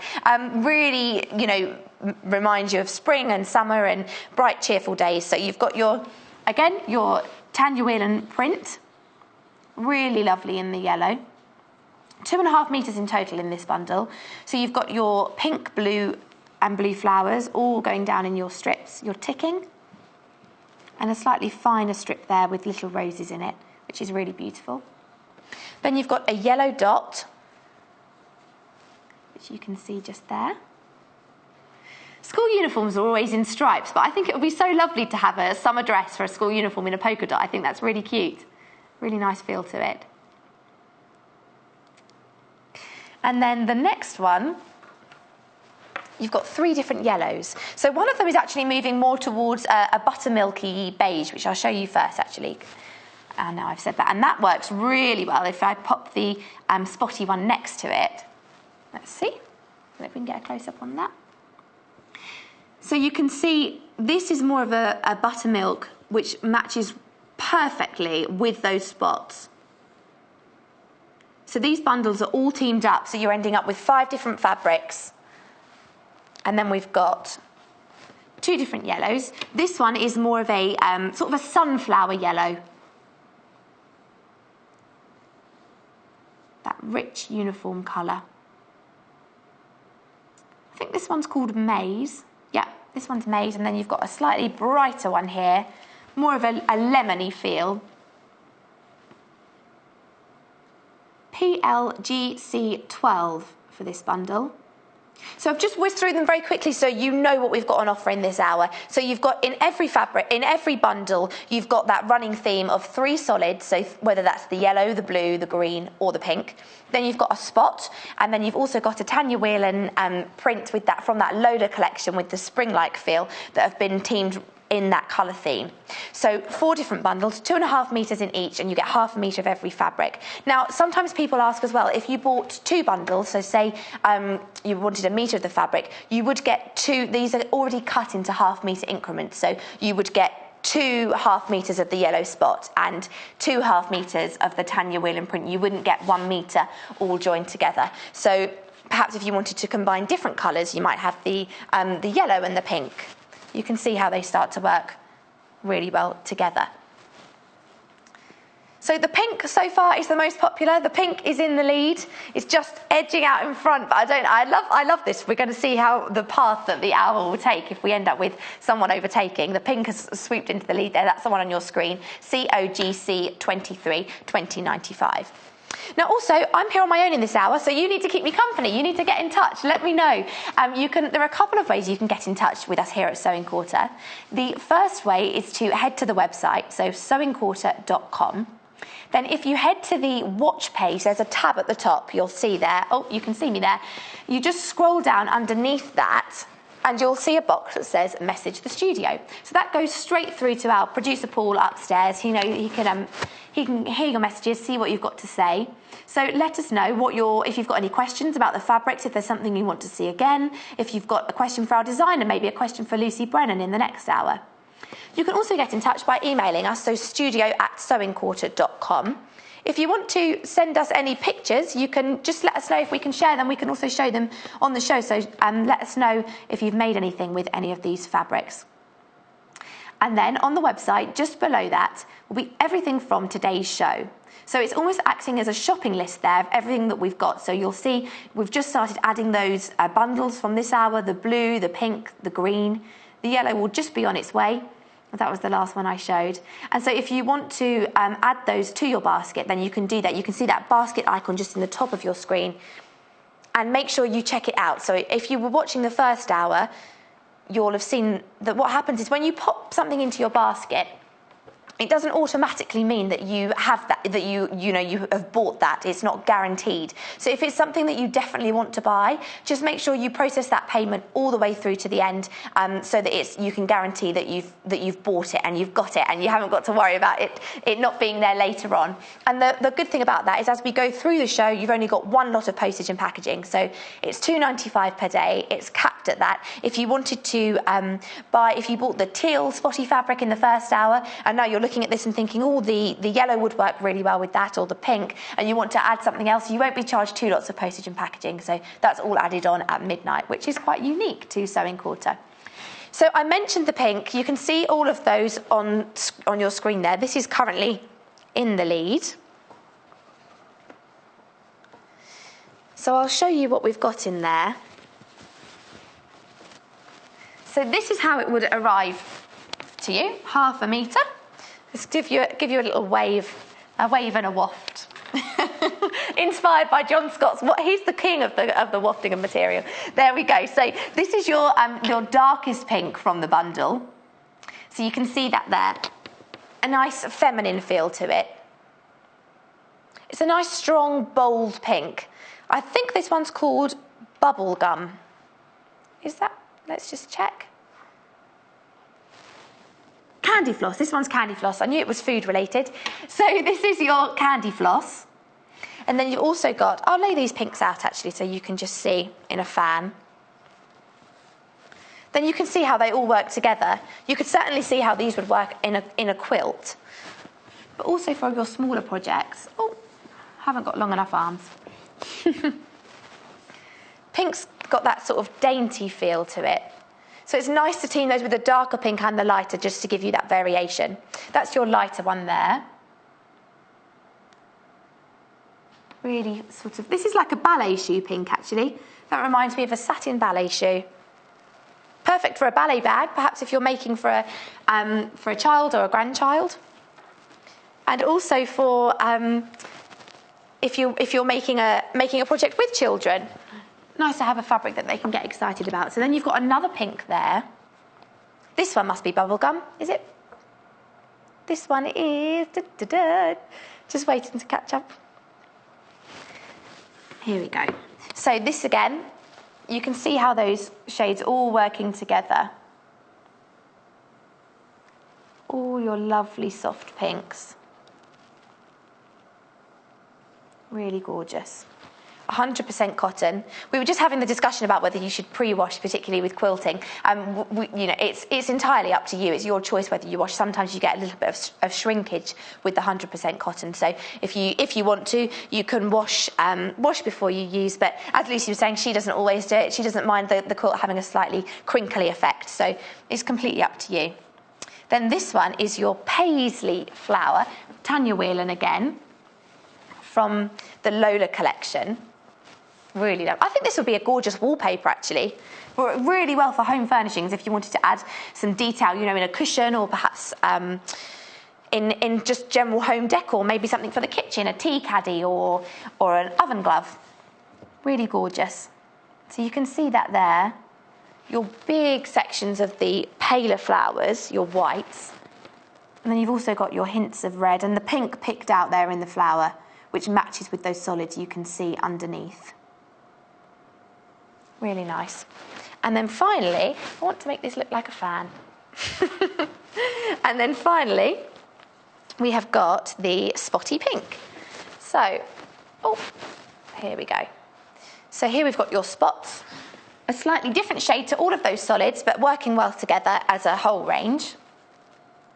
Perfect for the backing of a quilt. It was funny because we were saying if you use a spot and perhaps you're a beginner in your quilting, it's a really good way to disguise your quilting lines if you want to use a thread that's going to disappear. So you can see there, that's your spot. So you're getting, let me move this, I need to just make it look nice. So you're getting 1/2 metre, oh, I'm attached, 1/2 metre of your spots, 1/2 metre, 1/2 metre, 1/2 metre, 1/2 metre, so 2.5 metres in total. Really lovely. Your Tanya Whelan. And she's really about using sort of fresh, vintage, modern styles. And we've teamed these together because we think they work well with that pattern and the design. So I set myself up here because now I have to fold them back up and make them look nice and neat. So then the next one we're going to look at is the green. So you can see there on your screen, very fresh for spring. It looks a bit like crepe paper on your screen in that photo, but it is fabric, I promise. So there are 3 different greens, your solids and your spot. So you've got your citrus green, grass green, a pistachio green, and then your spot on is kiwi. So a couple of different foods coming through there. These are your greens, you can see. I won't open them all out because I've just done some epic folding while your graphic was on the screen there. But Tanya Whelan, so she's actually from the US, and she has a passion for antiques and for all sort of old artifacts, and she loves, nothing gets her more excited than an antique quilt or an antique fabric. And I think that's really inspired her design. In fact, you can see that it has a really vintagey feel to it. You can see that there. You've got your stripes running down. And it never goes out of fashion. That's the thing about vintage. It's got that classic, it's just something that's always going to be popular. There's nothing to fall out of love with. It's just, it has something for everyone. Clean, nice and clean look with your stripes and your flowers. If you were pairing these bundles, if you wanted to sort of add a selection of solids and fabrics to your stash, I'm trying to think which combination I would put. I would probably go maybe yellow and pink, actually. I think these would work really well together. Let me just move this green one. So if we show your the pink and yellow would work really well together because you've got that yellow backing there. This is actually from the pink set, so you can see how that would work really well together. You could bring in your lemons with your pinks. And you can see again if I show you. So this is a solid from the yellow bundle, but mixing in with the pink, just working really well together if you're going for a combination of colours. That's really gorgeous. I like that a lot. And again, then if you wanted to maybe look at your yellow spot, if you're going completely spotty, those work really well together. If you're going a bit mad on your Friday. But again, just working really well. Yellows and pinks. So all of the yellows coming up on your screen there, that's your yellow bundle. So you've got your Tanya Whelan print, 3 solids, 3 different yellows there, slightly darker one, a lighter one, and one moving more towards an ivory buttermilk. And then you've got your spots as well. So PLGC 12. And then your last one, we're back to blue. That's my favourite blue. Here we go. So this this blue is actually moving more towards an aqua in the patterned fabric in this design, in your Tanya Whelan there. And it's picked out in those little ditzy florals in the stripe, in the ticking. Then your next one is your spot. This is a little bit of a dusty blue, actually. I don't know if you can see there, if we come in a little bit closer. You've got your lovely, just your dots. Classic feel. Gorgeous. Then your next one, moving into your solids. So you've got your light. Actually, this is your lightest blue. Let's start with this one. I'll build it up. So this is your lightest shade, To me, this has an almost a grey blue. Would work really beautifully in perhaps a boy's bedroom. And then if we step it up a shade, we go slightly darker. Everyone always needs solids. You need solids in your stash for combining with those beautiful designer prints, for your backing, for your binding. We've done the hard work by teaming those together for you so you know that the colour combinations work. Just giving you that option. There's nothing, I think if you've got a project in mind and then you get started and you realise you don't have a suitable colour for binding, maybe you're making your own bias binding and you don't have one that matches, it's just great to have that selection and choice already to hand. And then your darker blue here. A royal blue. So apparently blue is the world's most favouriteest colour. So 3 solids, your spots and your pattern. So all your different colour options, which one are you going for? And what one's in the lead, Paul? Where are we up to?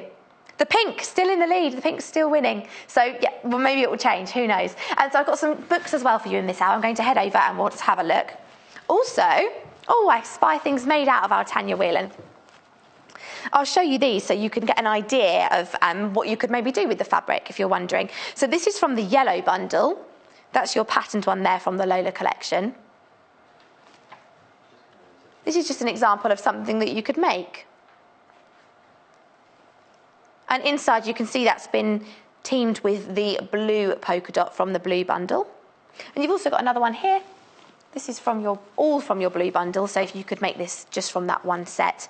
So you've got your printed fabric on the outside. A lovely little caddy for keeping things together.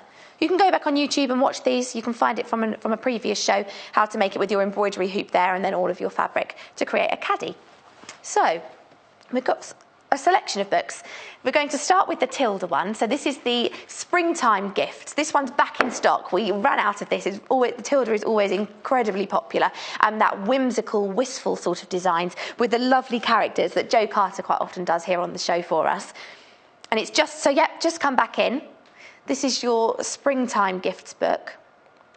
I might move behind the table. Let me just move here so we can see the book more clearly. Let me just have a rearrange.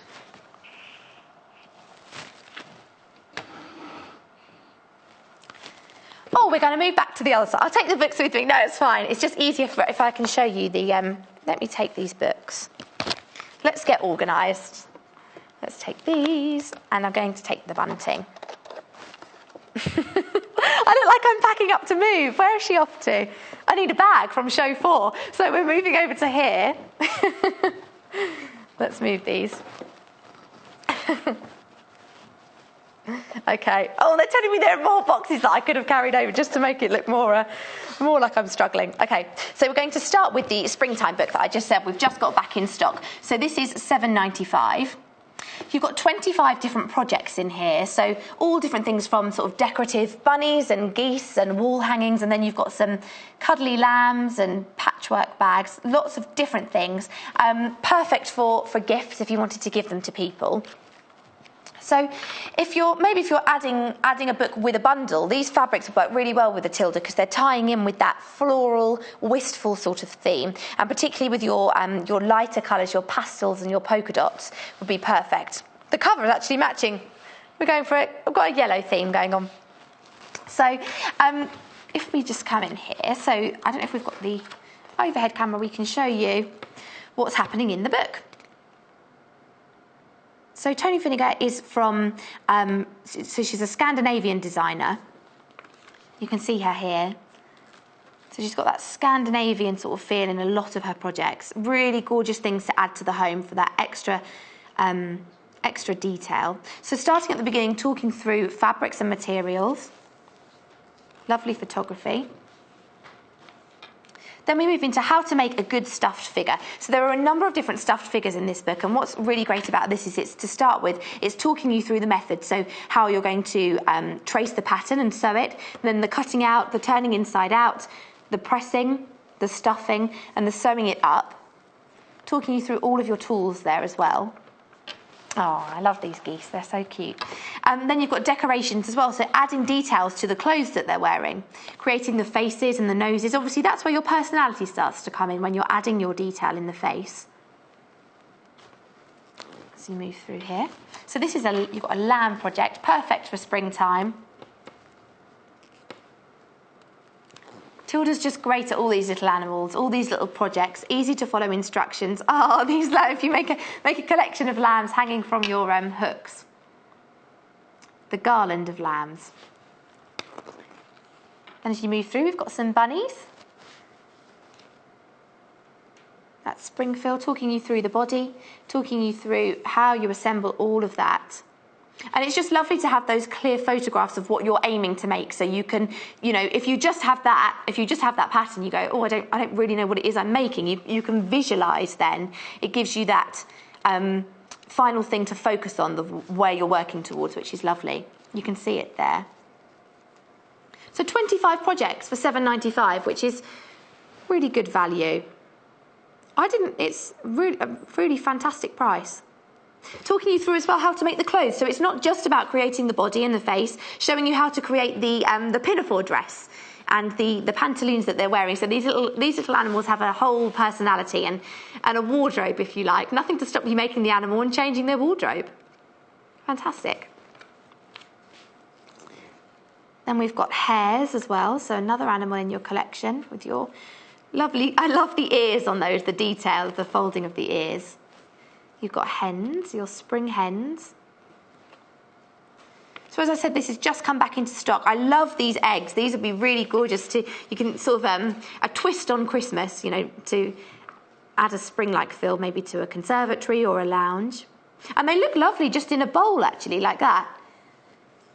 Instead of fruit, something that you've got to replace all the time, you could have something more permanent. So that's your Tilda book. You've got geese in there. And also, just at the back, quickly, I'll show you. You've got your patterns. So all of these, I'll just quickly, so I don't want you to miss those. So you just add a seam allowance to all of your patterns in the back of your book, which you can photocopy and reuse if you want to make a whole family of hens or geese or hares. Lovely. Remember as well, you can watch back those shows with Jo Carter when she's made the animals. She talks you through in really good detail.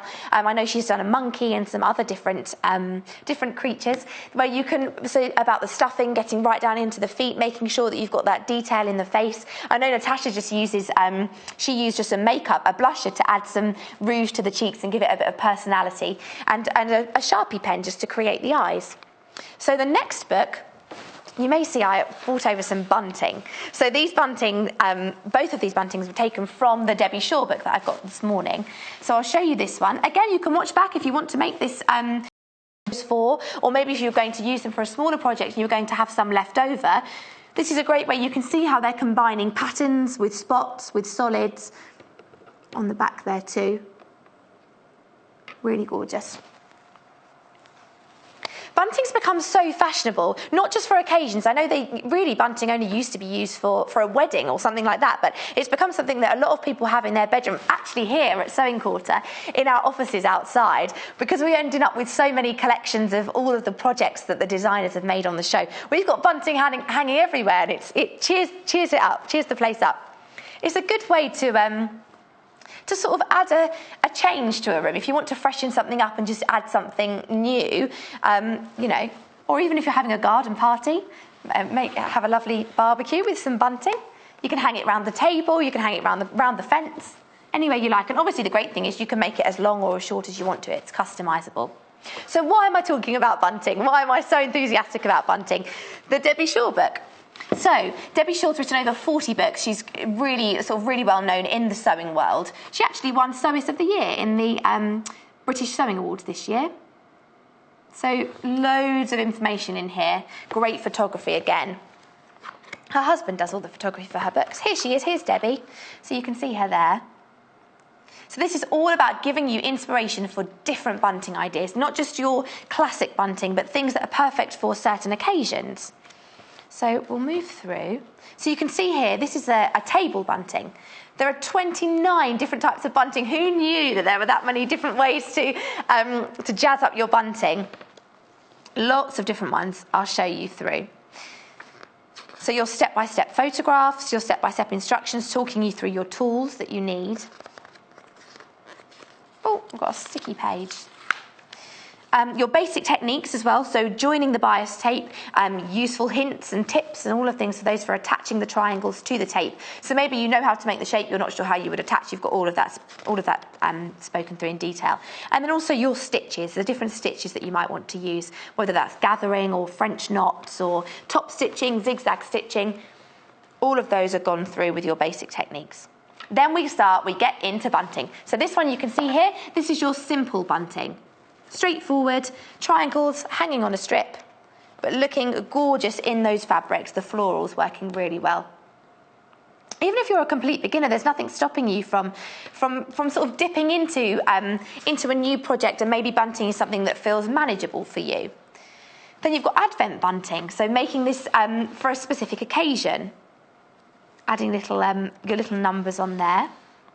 Then we've got some applique bunting, so using some additional skills if you want to fussy cut or to create something to add that extra detail.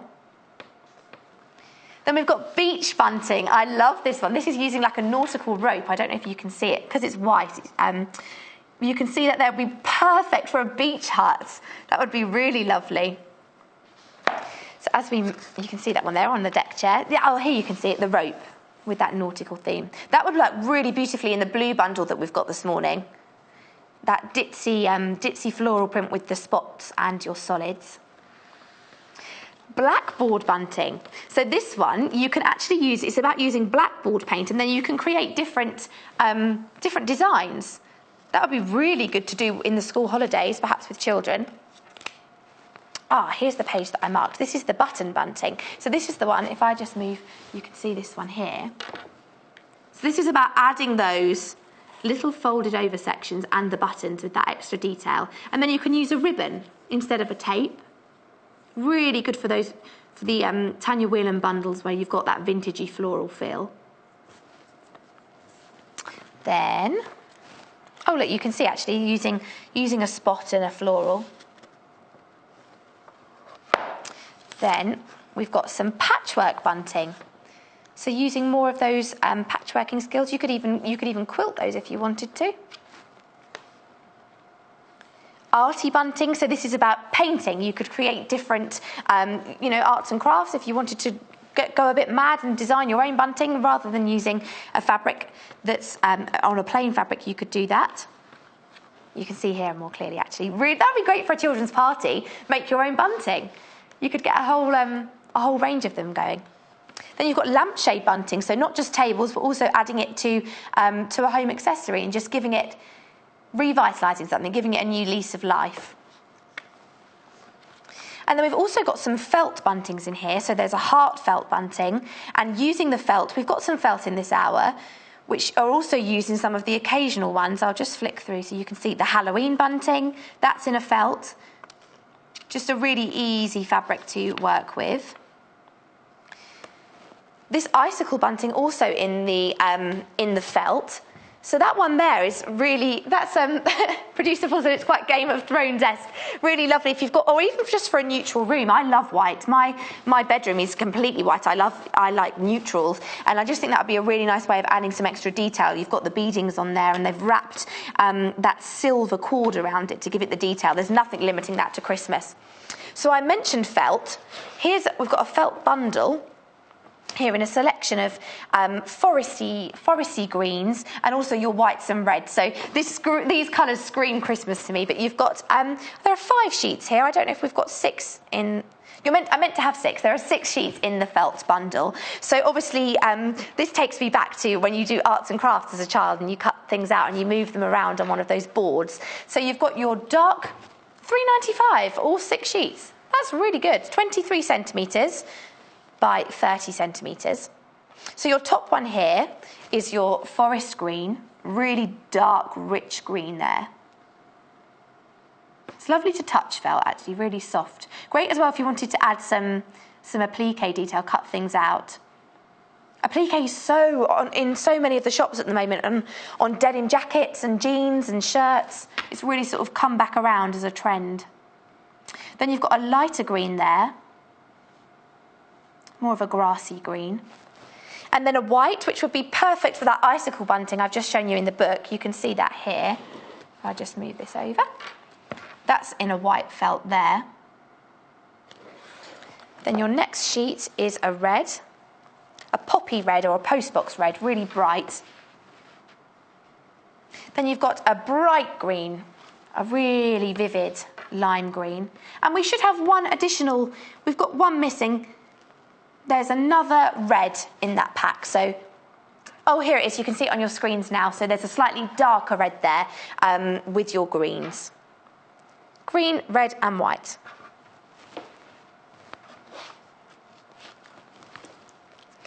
Okay, so one more book. So this one is the A to Z of sewing. So this is an absolute Bible if you want something as a reference for any techniques, it's got sort of troubleshooting tips and hints and things, and it goes through everything from start to finish. So not only have you got a glossary of all the terms, so perhaps if you maybe you read some of the sewing magazines, or you have a book and you're not sure, if you're a beginner maybe, what something means, you can use this as a reference guide and you've got everything there in one place. So I'll show you here. This is $12.95 for this one. There are 180 different sewing techniques in this book. So even for seasoned sewers, this is great, you know, for developing your skills, giving you those extra additions if you want to add a professional finish to something. So talking about adding different notions, talking through different fabrics and how you can work with different elements if you want to add that extra detail. So I'll start at the beginning. It talks you through, even right at the basics, your sewing machine. So giving you a really detailed breakdown of how all those different buttons work. All of your feet. Perhaps you're not sure how you use the overlocker or some of the accessories that came with your machine. Then again, moving into needles. So talking here about the different types of needles, the description, the use, the size, what they're suitable for. So maybe you've got a needle and you don't know, maybe you're working with a different fabric, a felt or a cotton, you need to use a different needle, talking you through all of those there. Then we move into tools, different measuring tools.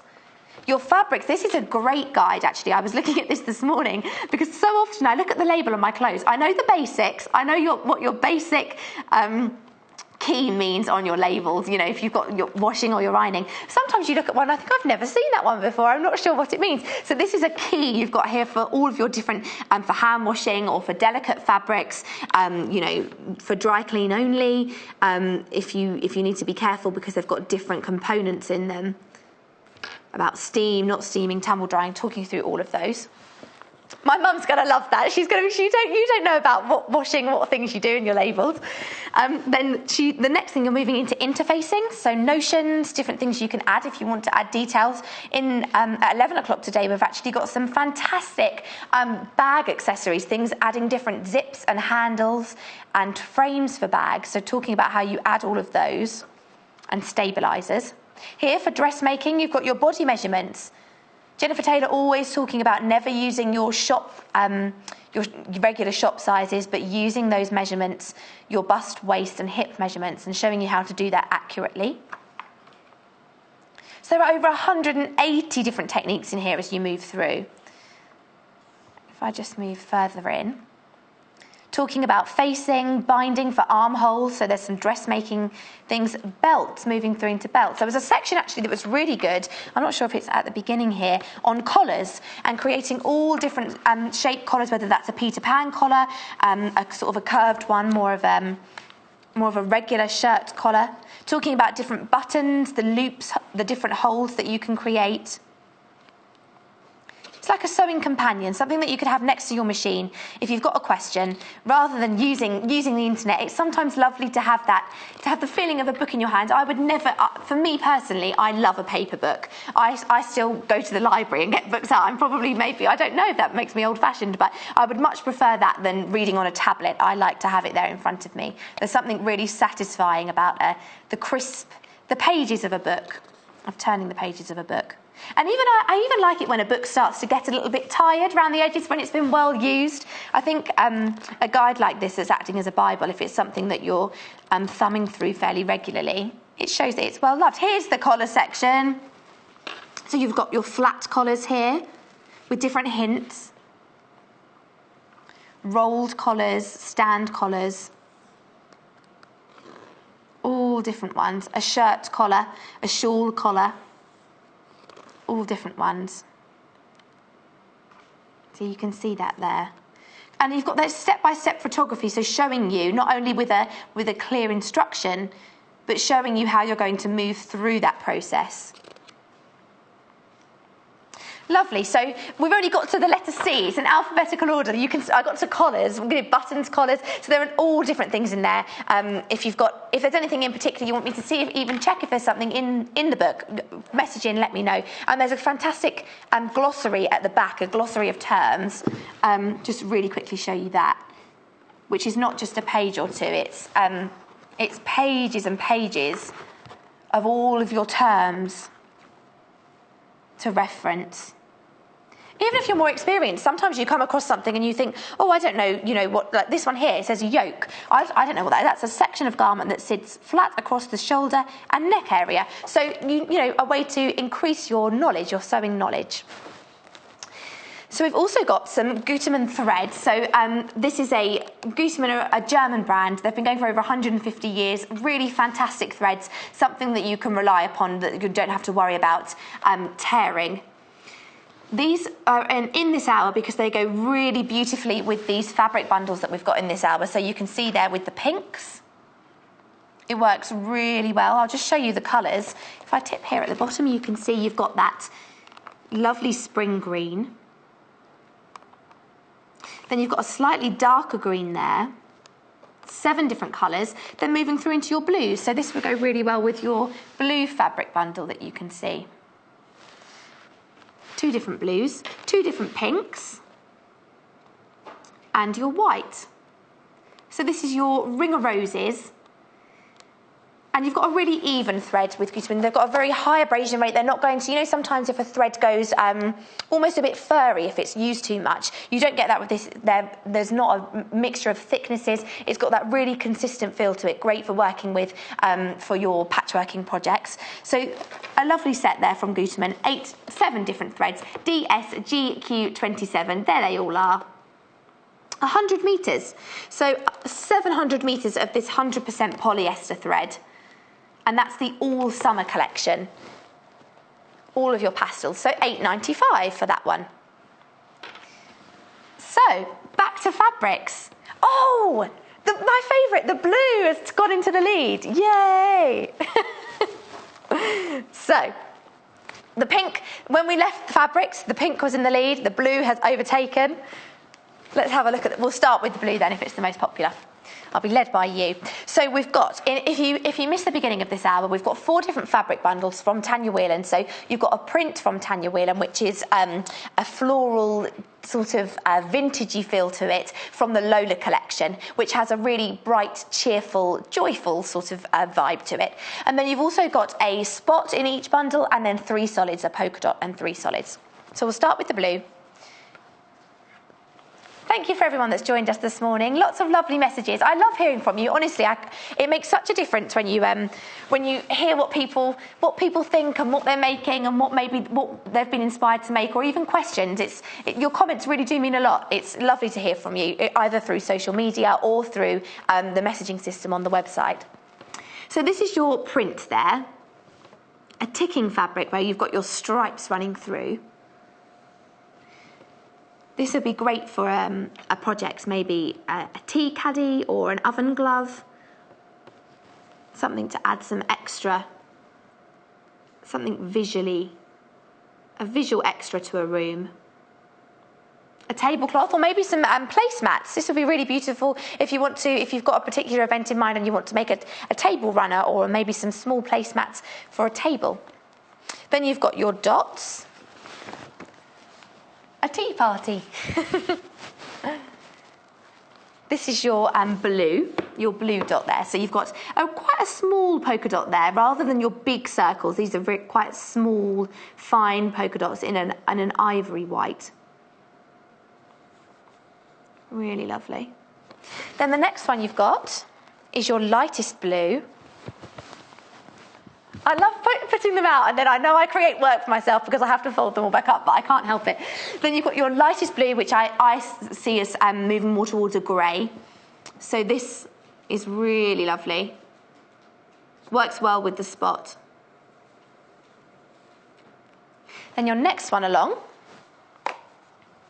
is a slightly darker blue. They're saying in my ear, pressure with the wafting if I can do it well. If it goes out flat, it looks really nice. It doesn't always happen. Here we go. So this is your slightly darker blue, which you can see is another solid. These solids all match together really well for your binding, for your backings. You can see how they work really well together as a trio. Complementary blues. And if you introduce that darker blue there, which I'll just pop here like that so you can see. And it's amazing if you just go for two. If you pair the darker with the polka dot, all of a sudden it looks darker. If you take that away, it has a lighter feel to it. So it gives you those options to mix and match, or to pick and mix however you want to put things together. And again, you don't have to keep to a family of colours. You could use some of the blue and then team that with a yellow or a green. Although blue and green should never be seen. I'm not sure how true that is. If I pop a blue and green together, some of them do work well. I'll show you the green spots next to the blue. John Scott disagrees with this rule. He thinks you can. I think this works. Look, your green polka dot there with your blue. I think that's really lovely. I really like that. It's bold. And so if you're making a cushion and you're just using a splash of this, perhaps the green on the binding, or you're using one for one side, one for the other, you could have like a reversible cushion. So I'll show you which colour would you like to see next, Paul? The green. We're going to go to the green. Is the blue still in the lead? It is indeed. One more. So the green there on your screens, you've got your three solids and your flower and polka dot. So ESGC87 for your spring fabric. Oh, lots of interest in the green. It suddenly spiked. Now you've seen it. So it's $20.95. If you didn't see earlier, all of these bundles have 5 different fabrics in them, and it's ½ metre of each. So you're getting 2.5 metres in total. So it's ½ metre of your Tanya Whelan, ½ metre of your spot, and then 3 solids in ½ metres. If you buy 2 bundles, you'll get ½ metre of each. You wouldn't get 1 whole metre put together. So you're just to clarify, in case you're not sure, you would still get these cut into ½ metres. So that fan of green there. These are really lovely fabrics, really soft. And you can see how you get a different feel when you match the spot with different solids. So if I match that with the darker green, so perhaps if you're using the spot on the front of a cushion and you're using this for the binding or the back, it looks darker. That has a different feel to it. That's a more earthy feel. If you move that in then with more of a bright lime bold green, then you've got a totally different, that's much fresher. So just giving you those options and the freedom for you to choose. And this is your Tanya Whelan, again with your ticking, your stripes moving through, and all of your florals. Works really well with the polka dot. Remember, if you've got these in your basket, there's only 1 P&P per day, so just make sure you check them out. You can check out as many times as you want. If you see something throughout the morning that you think you also want to add, you won't be charged twice. Yellows. So the next up, this is the most summery feel. This is like the sunshine bundle, I think I want to call this. Really lovely yellows. So again, that vintage, antique feel coming through in your Tanya Whelan, again with that ticking, again with those flowers, but just in a different colour. So you can see that here. 2.5 metres of fabric for $20.95, that's good value. PLGC12 is your yellow item code. But these work really well together. Look at this one from the blue bundle. You can see the different accents in the flowers when you team it with another one. Very classic. And also we've used those for the, you saw earlier the caddies, the little storage caddies, we'd use this particular fabric. Then you've got your yellow spot, that fresh lemony feel. This would be lovely for a kitchen, lovely for a conservatory or a nursery. Yellow is so popular, I think, for children's bedrooms now. Just giving you that fresh feel. Then you've got your This is more, I think this is more of a cream, a buttermilky, creamy colour. A clotted cream. Really lovely with the polka dot there. Let me fold that so you can see. And then your next one, you've got two different yellows. So you've got maize and you've got lemon. So you've got a slightly lighter one here with a fresher feel to it. This one's more, even moving towards a mustard sort of shade in that yellow. Gorgeous, that's your yellow. And last but not least is it pink? It's pink.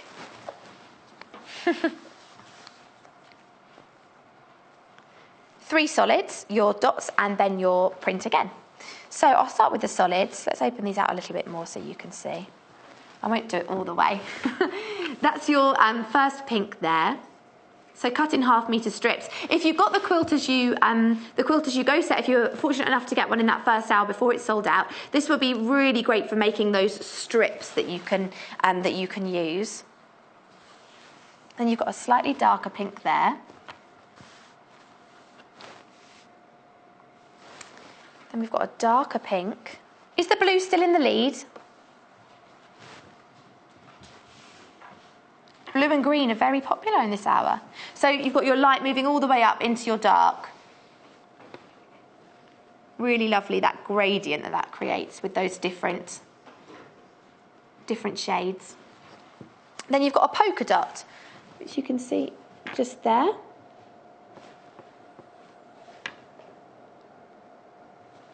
And then finally, that looks a bit like a blind, a bedroom blind, the way I've arranged that. Then you've got your Tanya Whelan print just here. The pink's working really well with the yellow.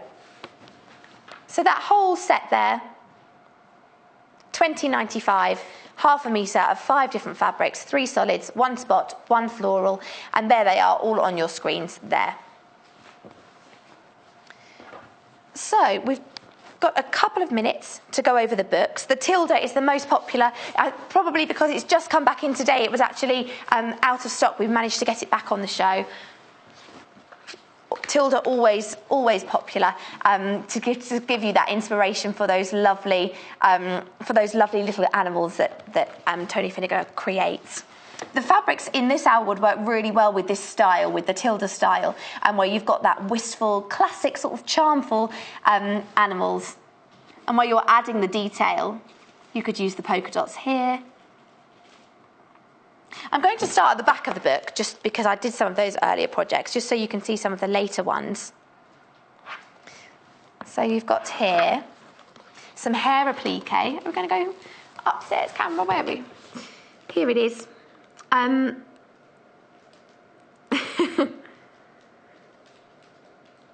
That's your hair applique.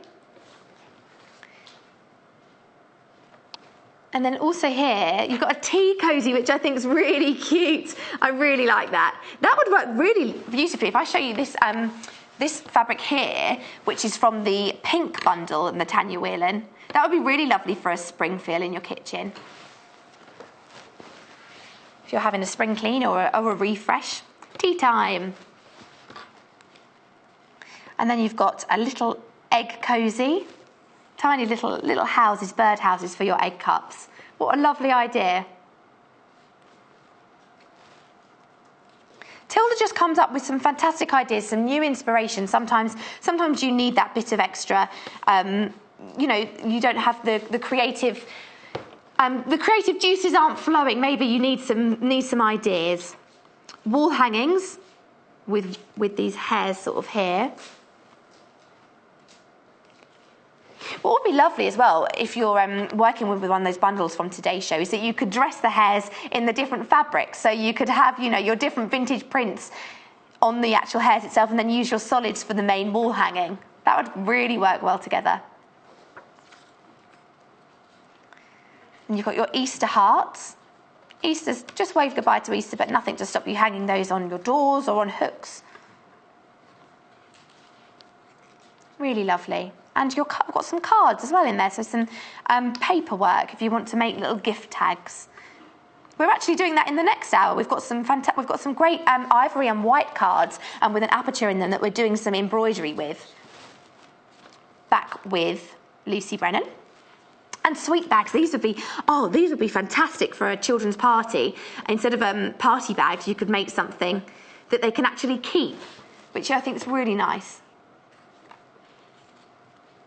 Oh, I really like those. With a little bag of fudge. What a lovely present that would be to send someone home with. And then all your templates in the back there, your patterns, that you can photocopy and reuse time and time again. So £7.95, lots of different projects in there. NOGQ75. And because you've got all your patterns in there as well, it's for under £8. That's really good value. You can see those there. 25 different projects from Tilda with that spring feel to it, which would really work well, particularly with this yellow, which we were saying, it looks like we've just done that perfectly, make a yellow collection. I want to know which one's in the lead. Where are we up to? We are the blue. The blue is edged right forward in this hour. They're really liking the blue. And the only other one is, I'll quickly show you the bunting book once more. So lots of different ideas for your bunting that you can see. We've got some here that you can watch back on previous shows. So just some creative inspiration for bunting that you would never even think of. So some for occasions, Halloween and Christmas. This one is fabulous. It's making bunting out of jeans pockets. So you can even use that for storage and pop things in there, utilising your own fabric. QWSP80. And that's £9.95 from the lovely Debbie Shaw. Lavender bunting if you want to stuff it and have that lovely scent in there as well. So in the next hour, I'm back with Lucy Brennan. We've got some cards with a sort of an aperture in the front where we're going to do some embroidery with letters and numbers so you can personalise those for a birthday or if you're just giving someone a card to say hello. So don't go anywhere and we'll see you back here in 3 minutes. Join us on Facebook. Simply search for The Sewing Quarter and like our page for the latest news and more.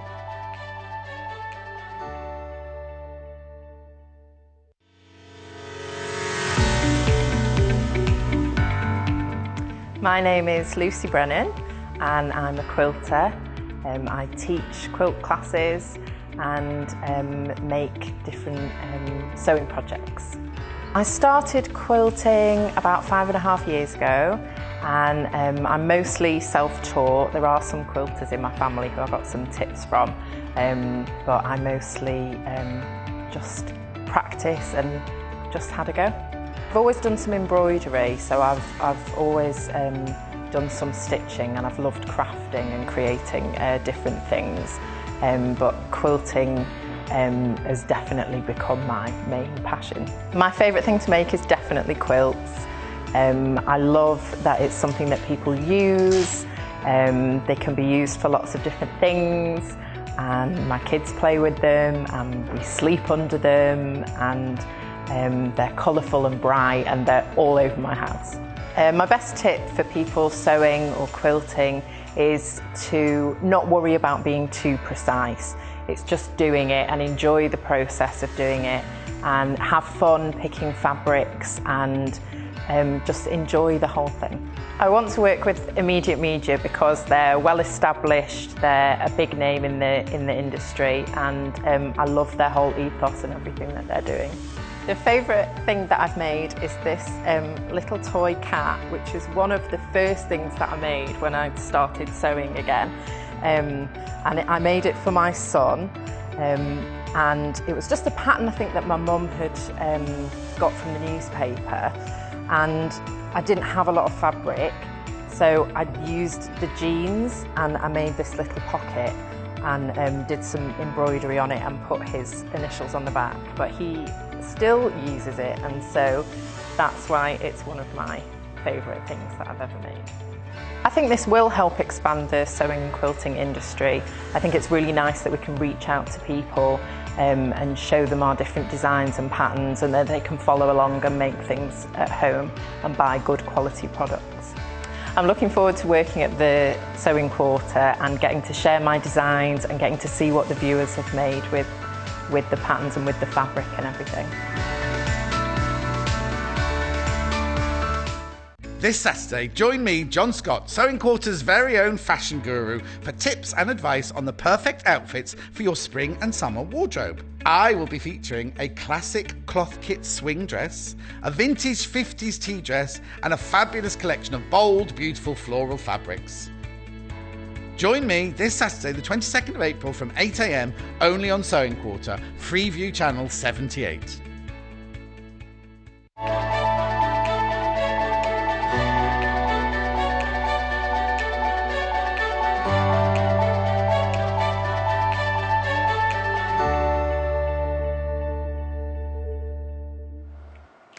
Lovely to have you back with us this hour for Elegant Embroidery with Lucy Brennan. So we're looking at some cards today where we've got an aperture in the front, so you've got that space to pop something in where you can customise it and embroider it.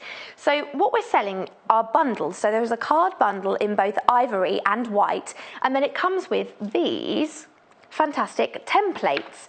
So you've got some instructions there on different stitches you could do to embroider the templates, which are really sort of bright and colourful and talking you through the step-by-step stitches. But the fab thing about this pack are these. So you've got your templates here for your letters in 2 different fonts. So you can see that one there. And then your slightly bigger one, which gives you the option to, to go to town with your stitching. You can see the still there on your screen. So if you want to, maybe it's the letter of the person that you're sending it to, their initial, or maybe it's, I know that we've got an SQ one for Sewing Quarter, maybe it's to give to a business or to somebody where they've got a couple if someone's opening a new shop or something like that. You've also got numbers in 2 different fonts as well, so your sort of curvy numbers and then your more angular ones there too, so you can fill those in however you see fit. That's it. So in the pack you get your instructions, well the stitching instructions and the templates for the letters and the numbers, and then you also get 30 cards, and there are 3 different cards within the pack, so 10 of each. So it works out as 43p per card, and then the instructions and the templates are sort of free if you look at it that way. So you've got it in white. You've got this, first of all, you've got that oval one there. Then you've also got a larger rectangle. And then a small one there, just to peep through. So £12.95 for 30 cards. You've got lots of, this is what Lucy's made, this is what we're doing in this hour. And then you have the pleasure of giving someone something that you've made yourself. So we're back. Have you had some water? I have. Lucy, I've had some water. choking. I'm doing a bit better, so we'll see how my throat holds up. I'll try not to talk too much. That might be tricky. I'll keep talking. So we're doing embroidery cards in this hour. These are the ones you've made. Let me grab a couple of these. This is with the Kaffe Fassett, actually. That's really, really, I love the flower where you fussy cut that. So this is one of the cards that Lucy's made. This is in the oval shaped card. This is in white. So you've got the oval, then you've got, yay, A for Amy. Thanks, Lucy. This is for the big rectangle there. And then you've also got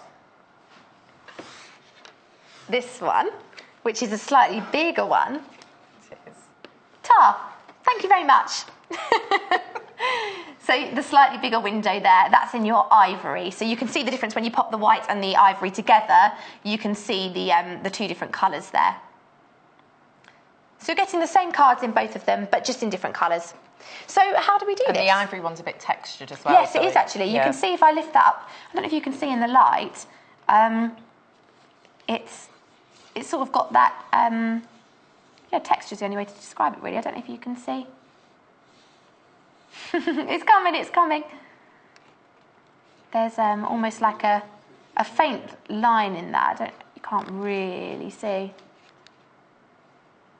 But it is there in real life. I think they say it's hammer. It's hammer. Oh, okay. So you're giving it that sort of dappled look. Exactly. So how do we start this? Okay, well, this is it's really fun project. Yeah. I love having cards, on standby for when I need them. I've obviously in a got stash. Kids, and so they're going to parties and different things. So it's really nice to be able to pull one out, and to personalise it as well. So having the alphabets and the numbers. Is fantastic, because you can do whatever you like with it, somebody's name or an initial, or whatever if you want it's a to special do. birthday, then the number of what age they are. If it's a big age, maybe it's a one ending in a 10 or a... Yes, it could be. My nan's got 99 this year. Oh, wow. So, yeah. That's amazing. Yeah. When is she 99? In June. June. You having a party? Yeah. Yeah, I hope so. There better be a party. It's a surprise, it's not anymore. Sorry, Dan. Really joking. But yeah, so I think it's a really nice thing to have and to stash, so that you've got them away in a card. I have a card drawer. I don't have a present drawer. I'm not that organised, but I like to have cards there, and I like to send cards. I think it's nice to receive it. If someone's gone to the thought of actually remembering your birthday or an occasion, or even just to say, thinking of you.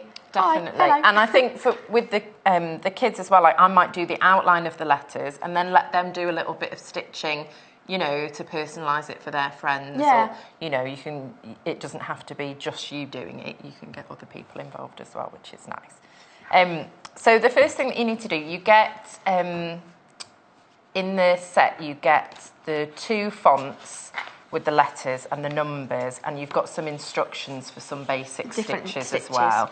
So you just want to decide which, letters you're going to go for. You can mix them up if you want to. And the numbers, and then you need to get it on the fabric, so that you can stitch on those lines. So I've done a few letters already, and I'm going to do a number.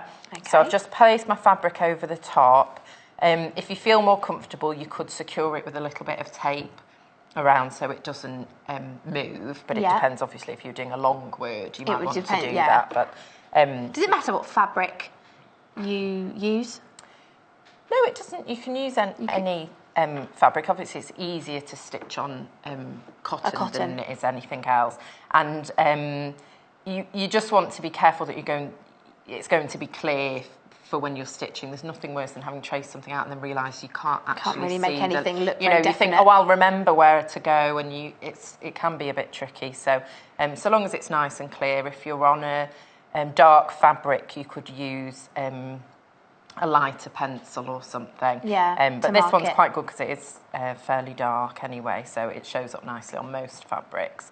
You do want to be able, if you're doing a whole word, you want to be able to move this underneath, so you can just tape the edges, and you would still be able to go along. No, don't weight that down, and you don't need to tape the template. The tape piece underneath. Yeah.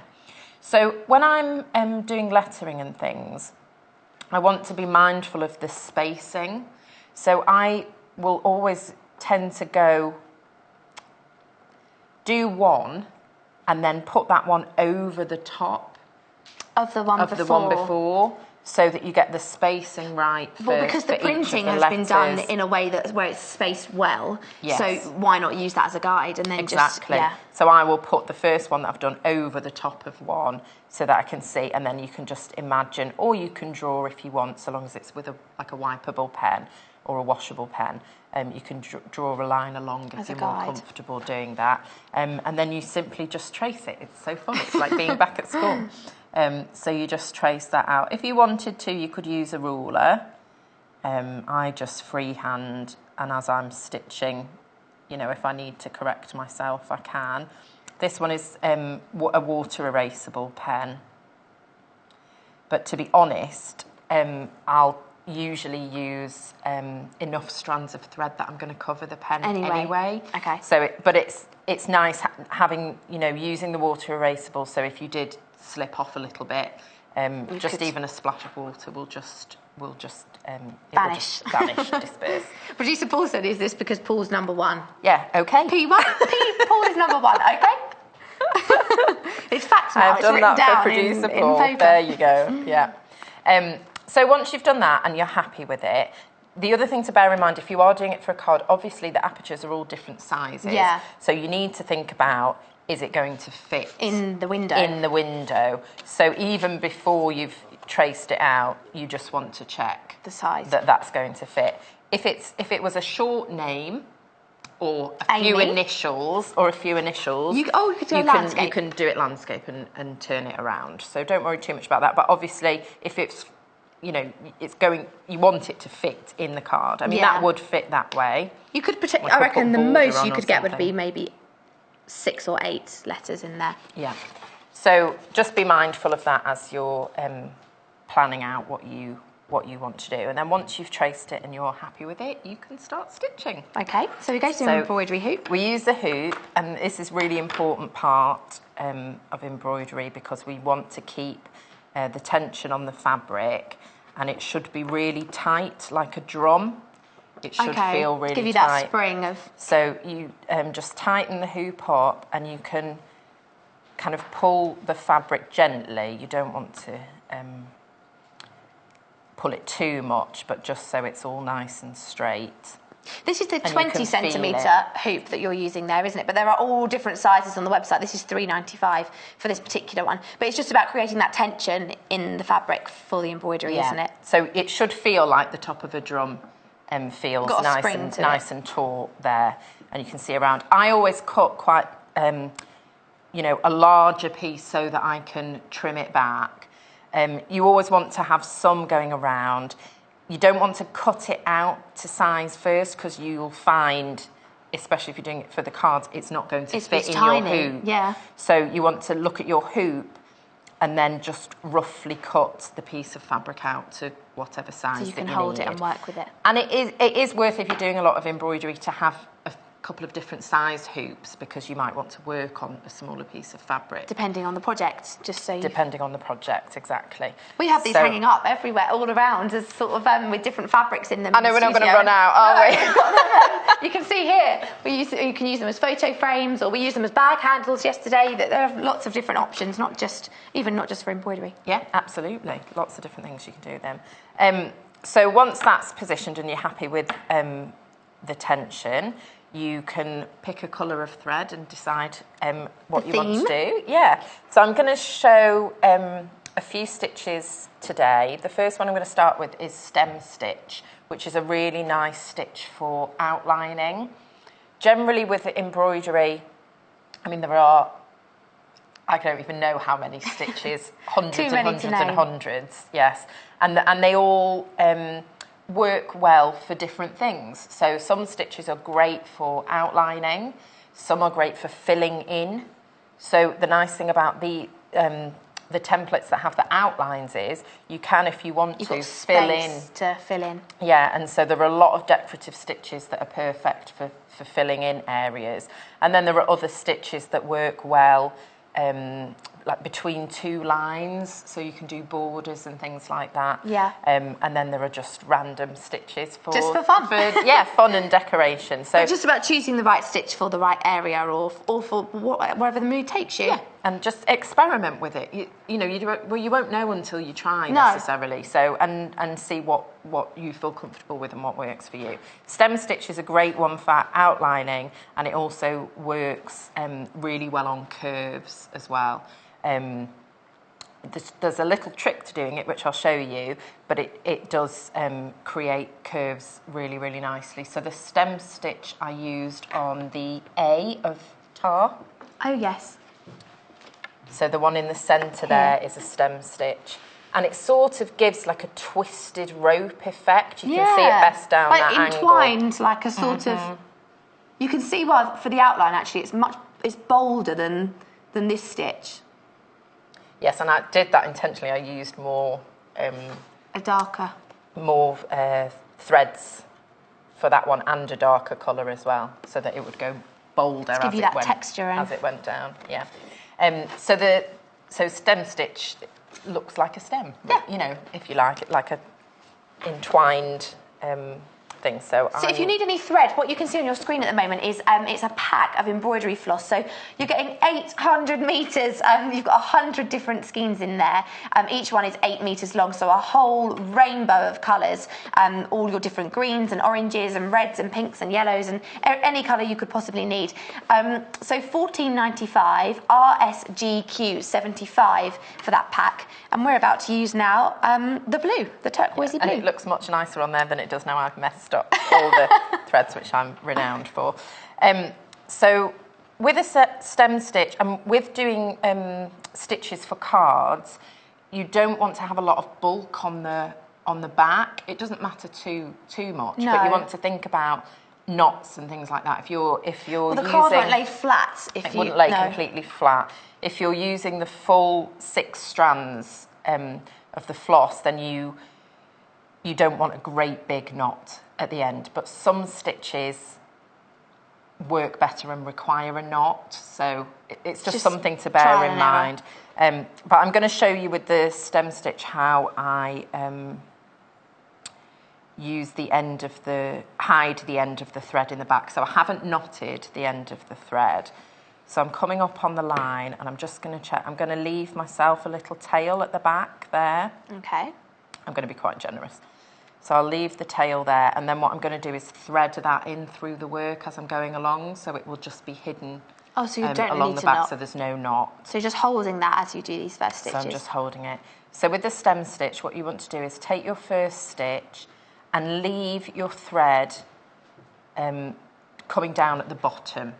So the thread that you're working with is always underneath the stitches that you're doing. Okay. And you keep doing that as you're going along. So you do a stitch, you go down, and you come up. I'll do it. There's a couple of different ways that you can do this. Oh, I've pulled it right through. I'm not concentrating. Hang on, start again. Because I took my finger away. Would this be quite good for a beginner?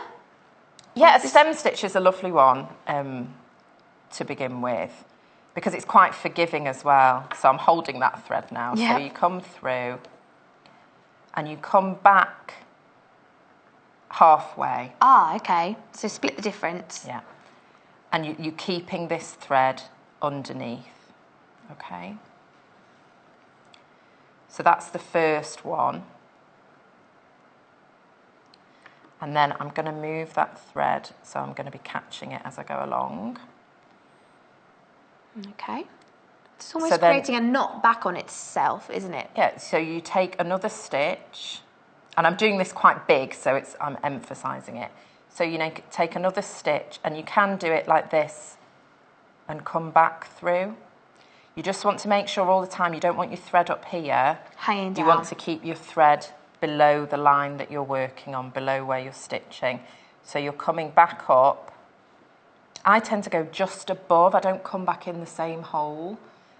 Just above the line of the line there, and then pull that through, and you just keep going along like that. So on the line, and then up through, always making sure that this is coming down. The first one, you're not going back to the halfway point if you're pulling it straight back through. You're going just back to the start of the end of the previous stitch. Yes, back to the end of the previous stitch.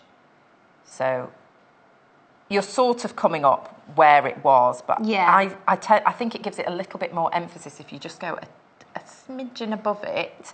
It just seems to pull the stem stitch over slightly, but you still want to be on that line as much as possible. You're right, it does look like a rope. It looks like a twisted, I think because you've got those different threads within the skein as well, then you get that twisted effect like a rope. Absolutely. And then you can see on the back, I haven't been purposely doing it, but it has managed to catch it. You can just keep checking that you're catching those threads on the back. And so you just keep going round, but the thing that's really important is when you're getting to a curve, you want to move the hoop, so you're always sure that you're working with that underneath.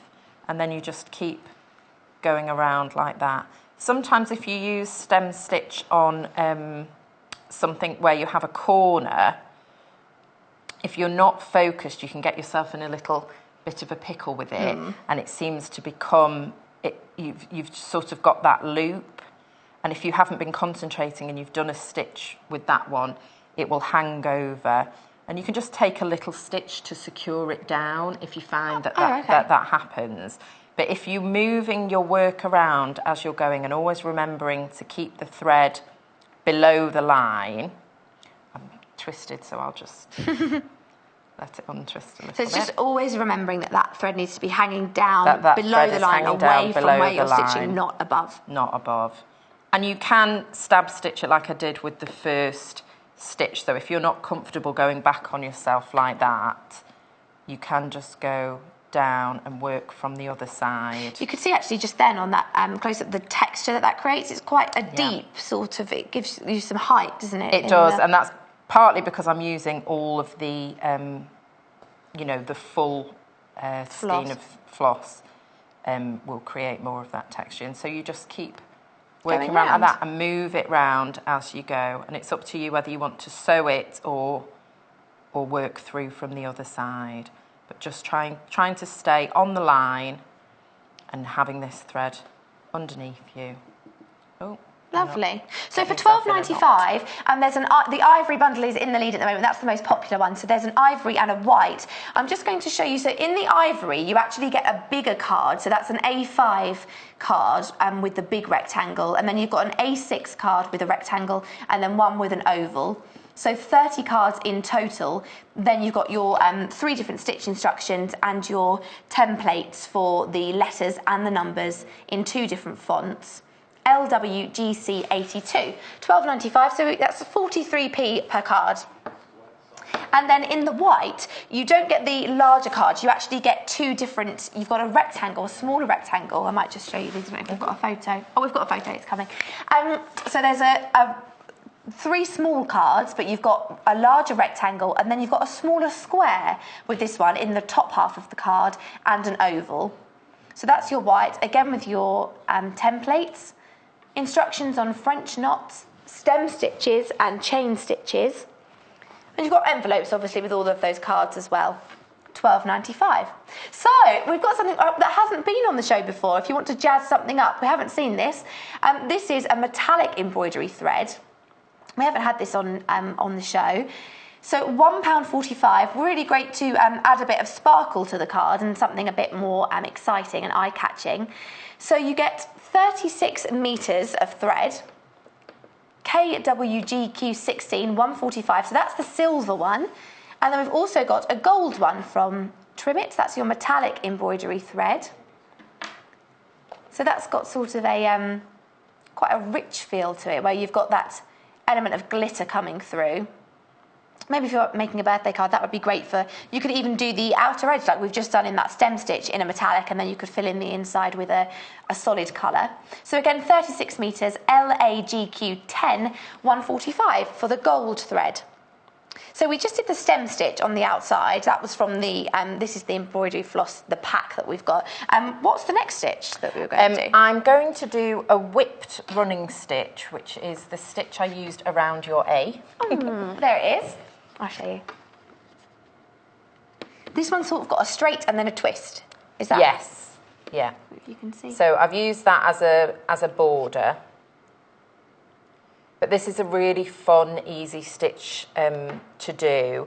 You want to use contrasting threads will really, you know, show it nicely. Yeah. So you've and got you a selection could, like that. I know, you yeah. Could definitely, you could got 100 to choose from. Yeah. So you could use the metallic thread to run in and out if you wanted to. I would just keep your running stitch quite small or close together, so that you've not got a big line of that, because the metallic is quite fine. Or use finer thread. Yeah. Rather than all 6, you could. Yes, exactly. You could split them and use less. So I'll just demonstrate on the 1, I think.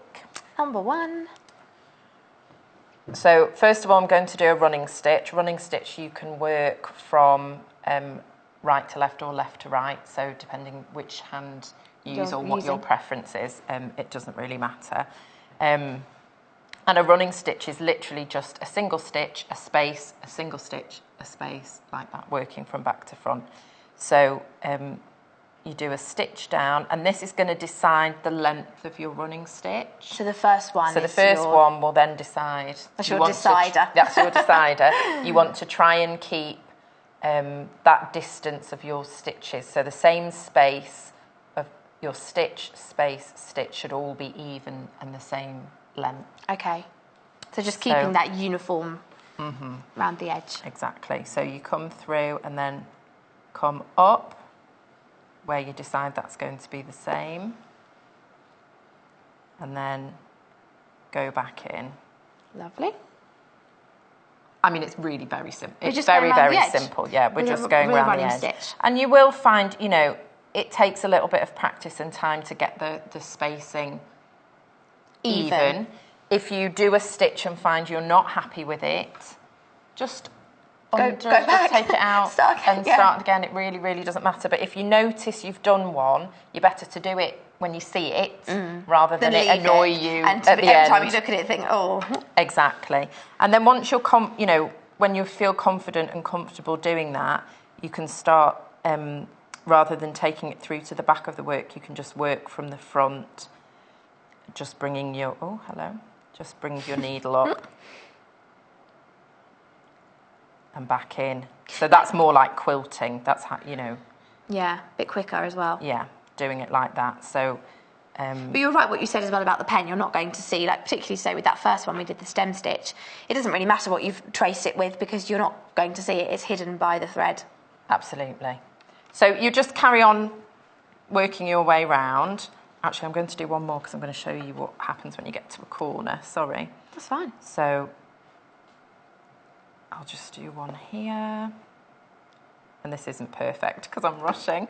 But there's no so rush, you would just keep working around like that, doing your running stitch. And then you take your contrasting thread and you're going to weave in between those stitches. So in the gaps, we're filling in. So in the gap. So this is really fun. I come out not in exactly the same space because I've knotted the end of my thread for both of these stitches.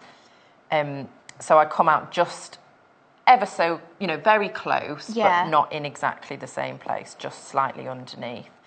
And that's just so you're not getting in a tangle with your knots at the back. You don't want a double knot. So then I work it going towards me, coming in from the top.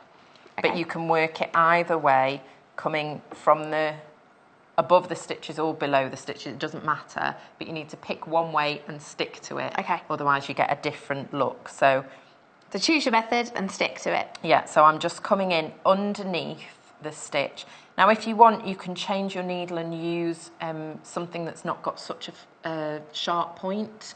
If you're worried about catching the fabric, you could use like a chenille needle or a cross-stitch needle that's duller so that you're not going to pierce the... pierce the fabric as you're going through, because we're not taking through any of the fabric. We're literally just coming underneath the stitch. Oh. So I'm working from the same way, bringing the needle. Were you aware when you did the running stitch of not pulling it too tight so you can get that other stitch underneath, or no. it doesn't matter? It doesn't matter if you'll be able to create a gap. Yeah, if you make it too loose, it won't have structure. No, it won't look right. So when I'm doing embroidery, I'm tugging. I'm not, pulling it really, really hard. But tension is something that you will, you develop and you'll see. It's like handwriting. You'll have your own, I can't say to you, you need to pull it this particular way. And you'll just see what you like, how you like your stitches to look. So I just keep going like that. So pulling, coming up. Through underneath the thread like that. Oh, Diana's messaged in. Hi, Diana. She was asking about the fabric that we've used to stitch onto.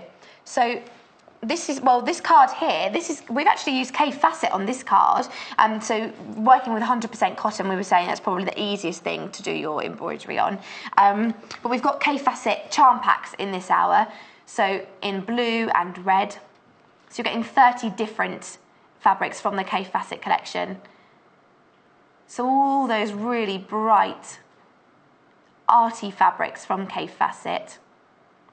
You can see those there. So in your charm pack, your pre-cuts, and they're nice and pinked on the edges, so you can use those for anything that you might need them for, to add to your stash. But we've used them as a backing there, and then you can see your stitching on top. And the great thing with the charm pack is you can fussy cut if you want to put something in the aperture of the card.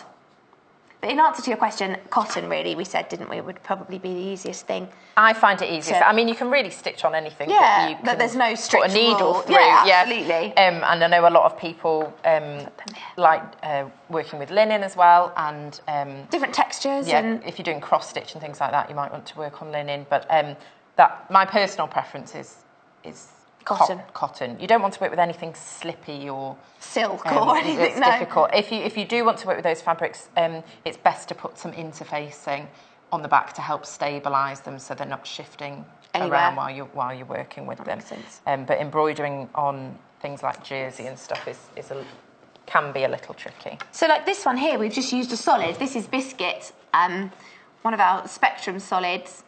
So that's 325.5 metre, like those solids that we had in the first hour, which actually works really well with those. I know the ivory's been the most popular card in this hour, and that biscuit works really well there. And also by keeping it neutral, you're picking out the stitches more clearly. So we're back to, this was a running whip.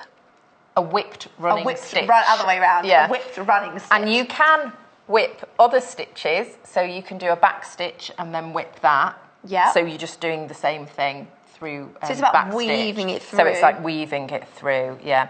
Then when you get to a corner, it gets a little trickier. The head tilt tells me something's happening. Just a little bit tricky. So I'm going to do it and then you'll see. Okay. So if I come through like that, as I've just been doing, so the same way, I'm turning the work, so I'm always keeping that the same way. You can see I'm going to lose that corner there. So, I mean, you might get away with it, but if you're not happy about it, you know, as you continue on and you want more of a pointed corner, what you can do is just anchor it. So I would just come back and just take a little stitch into the corner. So I'm just doing a very small stitch. I'm going to move it over there and just pull that to keep it in the corner. And you can see there then... Just giving the definition. It's just giving it that definition. So then what I would do is just come back up, probably above, not in the same hole, and then just continue on through your going around. So you can see it more clearly on the corners in the ones I've done on the A. Yeah, here. No, on the... Oh, this A. Oh, sorry, your A. This A, this is the one we're doing. Yeah. Oh, yeah, you can see. So you can see how I've held it. So it sort of becomes like a sort of a scroll sort of a thing in the corner where like I've a photo frame. Where I've held it down, like a photo frame. That acts well as a frame, actually. So Isabel's messaging as well, asking about the stencils. So these templates, this comes in the bundle with the cards. So for $12.95, you get 3 different sets of cards, so 30 cards, 10 of each. And then you've also got in here, I'll show you what comes in that pack. So whether you buy the ivory or the white, you'll get these templates. So you've got here the numbers. 2 different fonts, so we're working with these more solid angular ones here, but you've also got more of a curvy font there. And then you've got your letters, again in your solid straight lines, and then an option there with a much more curvy feel to it. And then you've also got some stitches in here. So obviously we're doing some different ones with Lucy at the moment, but we've also got a chain stitch. Nice, bright, colourful instructions, useful to have maybe if you have a file where you keep your information and your instructions and patterns. French knots, talking about those and the stitching process there. And sort of a nice clear photo of what that's going to look like. And then your stem stitch, which was the one we did first, wasn't it? It was. The twisty rope one. Yeah. So do you want to do a different stitch? I'm going to do a different stitch, but I wanted to just show how... sorry, I've just put my needles in there because I don't want to poke myself or anybody else. I just want to show you how to then get the embroidery once it's done in the card. So obviously this isn't completely finished. I like that as a choice, as the love. Thank you. That's a nice one. Yeah. I don't know if you can see that. Shall I just quickly show? So if you were using that stencil, you could create something like that. If you're thinking about what letter, rather than just that singular letter, you could combine them to create little words, which is nice. I've seen cards like that in the shops. Well, it's a that is a famous artist. Oh, did really? Did sculptures. They're all over the world in different places. I went to the one in New York, Oh, which was amazing. I've been there. Yeah, there you go. I got with the red love Yeah, sign. I mean, that's with the tilted, so Yeah. it's not exactly the same, but that's the idea behind that one. So when you've drawn out your design, you know which card that's going to go into. Yeah, so we you talked choose your about card that a bit shape first, earlier. really. You choose that first. But then the easiest way I found is to measure the aperture, and it may be on there, it may not, but it's just easy to just get out a ruler, and then probably give yourself about 1/2 inch around, and then cut the fabric to that size. So, I mean, you don't have to be exact. It's not. No, no one's going to No see one's going that to see side it of anyway. no. So if you want to be a bit more generous, you can do. So I might cut that one maybe 5 by 6. Yep. So I do it 5 by 6. So I just cut out my piece of fabric. So basically adding roughly 1/2 inch to the size of the window in the card. Yes, roughly. And you can be a bit, you can be a bit more generous if you decide to. So I know it's going to be 5 by 6, and then I would just centre the embroidery there, and then cut that out to that size. And then if you could pass me the tar. I've left this one unfinished so you could see what I've done with that. So all the cards are tri-fold cards, which means they fold. There's 3 folds. There's 2 folds. Well, 2 folds, but 3 pieces. Yeah. I put tri-fold. No, I know what you mean. I know what I mean, but I didn't so say. that it will, you hiding the embroidery behind one of the pieces of the card. Yeah. So that one I've trimmed, and you can see there it's slightly bigger. And I probably cut it a little bit wrong because there's a bit more on one side, but that's okay. So long as it's centred in your final thing, or roughly centred, or wherever you want it to be. Yeah. Within the aperture. And then I've just used a regular glue stick. So just one from an office shop or from the supermarket or wherever, to hold the fabric in place. Did you glue the fabric or the card? I glued the card. Okay. Yeah, I glued the card. You don't want to use a fabric glue because it's not going to adhere to a card, and most fabric glue is, it's not permanent. Yeah. There are some that are permanent, but it's too strong, really. And what you don't want is it soaking through anything that's like leaving like a residue on the it actual could front leave a of the card. residue. So just a regular glue stick, or if you wanted, if you had some PVA, something like that, you can use that. You want to try and get as close to the edge as possible because you don't want, a big gap. No. Between your fabric and the card, and then just press that. I did it literally flat. Like that, and pressed just trying to get it nice and smooth. And trying to get it nice and smooth. And then you can go crazy with your glue stick like that, and then stick the card down. So you'd stick this part down too? You'd stick that part down too. I mean, unless you want to leave a surprise for somebody underneath, or you want them to see the back of your work. Yeah, I would. I didn't know if it would stand without sticking. That was all. I wasn't. But no, you would probably. Yeah, stick it. if you would. I didn't stick this one so that I could show you, but these have all been stuck. You can't even see actually. Yeah, that doesn't stand as well if it's not stuck. No. But there, it stands beautifully, and you can see there that it's all nice. It's nice and neat on the inside. It just looks like a normal. A normal card, something that you'd get in the shops. So before we carry on with a couple of extra stitches, I'm just going to show you some of the Kaffe Fassett. We've got some in this card here that you can see. So I'll be back in 2 minutes. Let's have a look. Let's go around here. So we've got different Kaffe Fassett charm packs. So we haven't really seen the red one yet. We'll have a look at the red. I was on a show with Jennifer Taylor when we made this, actually. This is a storage caddy using some of the red fabrics, so with different Velcro pockets on it. So you can always, if you wanted to make something like that, we had the pin cushion and we spoke about putting the darts in. So you get 30 pieces in the Kaffe Fassett charm pack. Obviously, he has a real eye for colour and design, and really bright, vibrant collections. This one, I don't know if I can I undo this? Okay, we're keeping it together.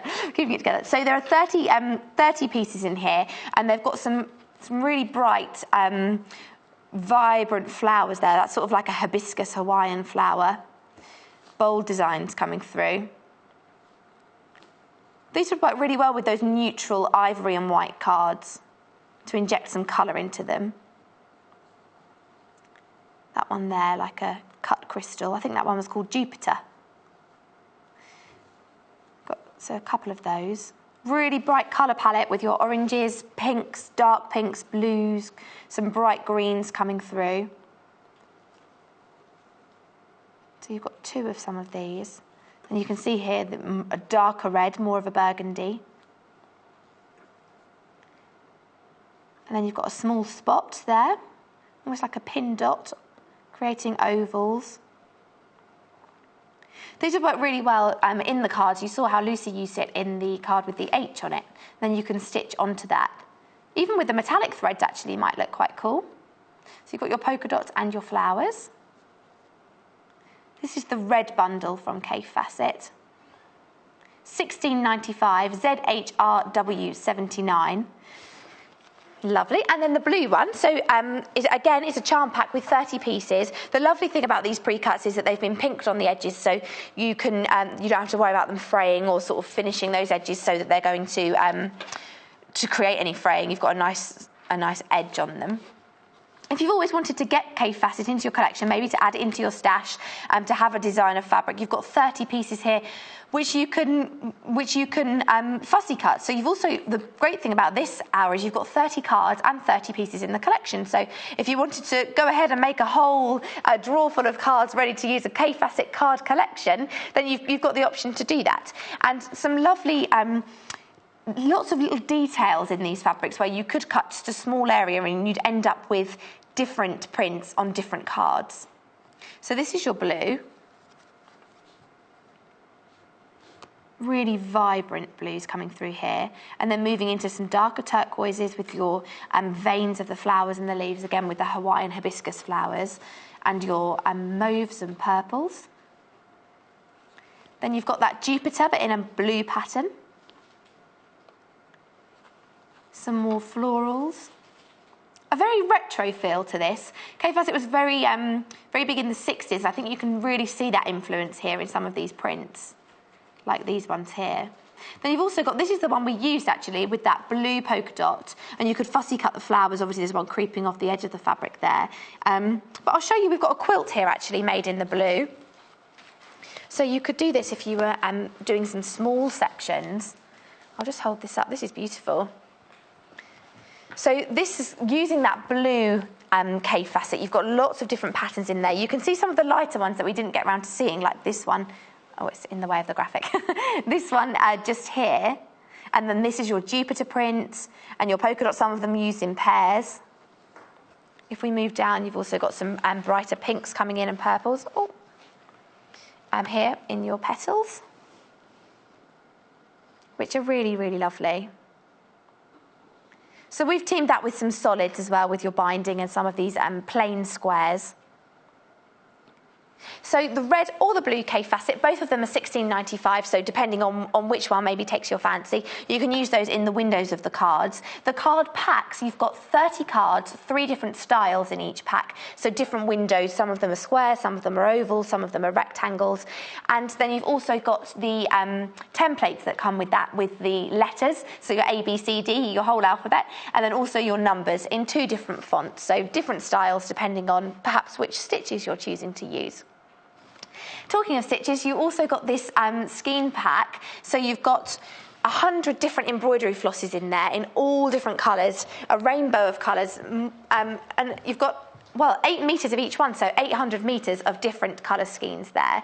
RSGQ75 is the item number for that, and that's $14.95. And then, if you need any help using those flosses, you've got all of those and you're not really sure perhaps what you're going to do with them. I used to use those to make friendship bracelets when I was at school. I used to love doing that.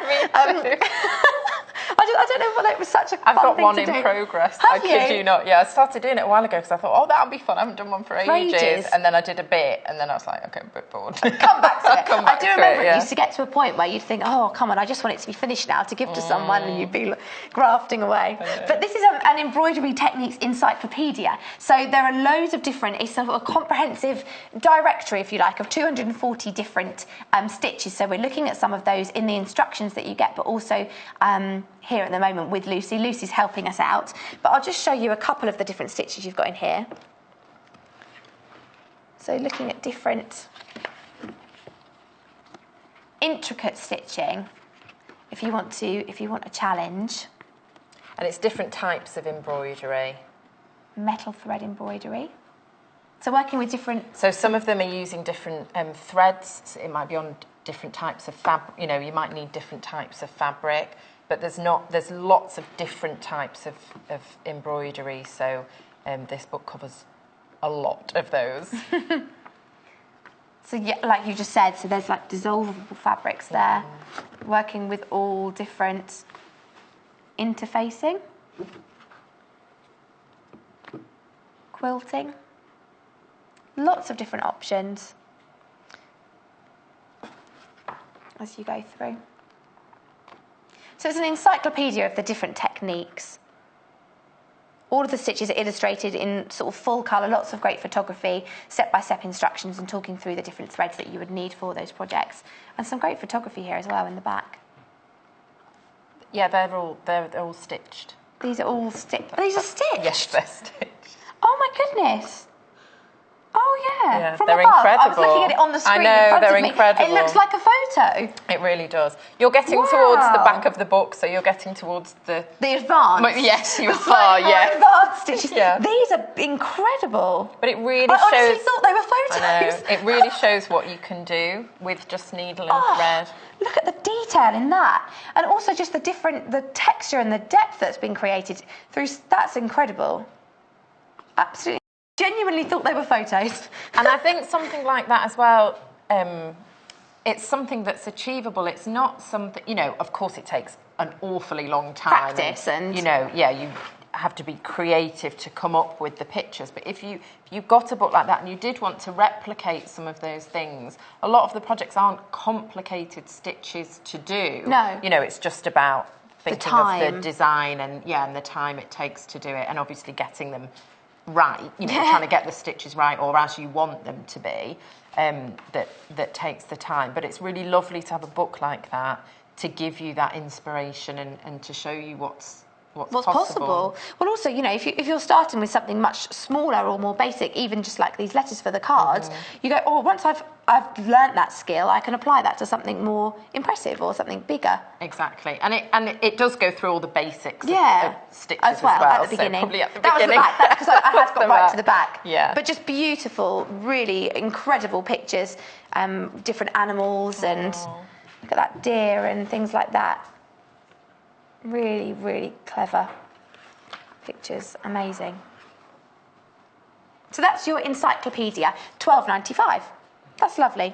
So back to stitching. Yeah, I'm going to sneak in another stitch. Okay. This one is the coral stitch, or on the exclamation mark. No, that's not. It's your A. Oh, yeah. this one. It's actually the A itself. So this one is a really lovely textured stitch. So it's a little bit different, you know, something a little bit different. And you don't just have to use it as an outline. This makes a great filler stitch. So time allowing, you could fill in. Repeat it and fill in, and it creates a lovely So it's got like a little texture. Bubble, hasn't it? It's like a little knot. So it's coral stitch or coral knot stitch. It's sometimes called. So I work from right to left. It's terrible. I don't know my right from my left very well. My teacher. Did you just do this? No, I know my sister taught me that trick. The L is for left. When I was about 25, I was like that all this time. You let me spend I've 25 been confused years. and been trying to write, and I'm slightly ambidextrous, so that doesn't help. So thinking about which hand I write with confuses me even more. So now I just do that. So We just do the trick. Yeah, do the L. It's just the The go-to. L is It is funny when you see fantastic. people, you're like, oh, it's on the left, and they're going, No, That's checking, me. just That's checking. me. Yeah, okay, left. So I work from right to left. You might feel more comfortable working from left to right, and certainly if you're left-handed, you would probably want to work left to right.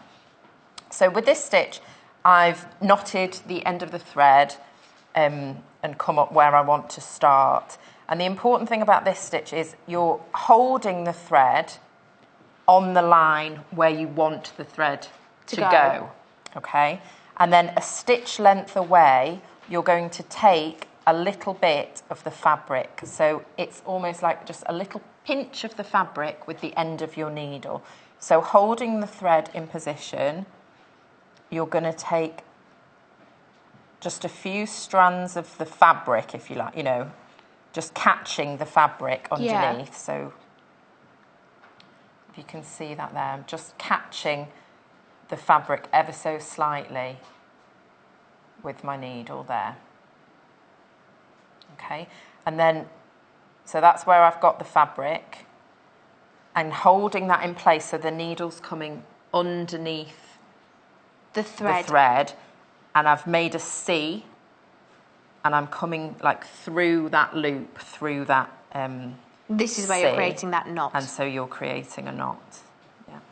Ah, there it is. And then the lovely thing about this stitch is you can do the knots, you know, as close together or far apart as you choose to. So I could do one right next to it. I could leave a little gap. So I'm just catching the fabric again with my needle, just ever so slightly, like above and below the line. Yeah. As close as you can. If you find that very tricky and it's a little bit bigger, don't worry about it, but you don't want to get a great big scoop because you'll have a very funny looking knot. So you could even put these knots right next door to each other. You could... Yes, you could put them right next door to each other, but it's kind of nice to have that the effect, gap. to have that. That's how you end up with that texture. Yeah, if you were going to See. put them right next to each other, you where could just do French knots or colonial knots. Okay, so it's about creating Yeah, that this one space is with more the- about having that line as well. And then the dot. And so it is a little bit almost like, you know, coral, you know, Yeah. that Like a texture and coral that of feeling. I know exactly what you mean, of like coral. an underwater. Yeah. So again, so I just keep going along the line. So I'm holding my thread with the one hand along the line where I want it to go.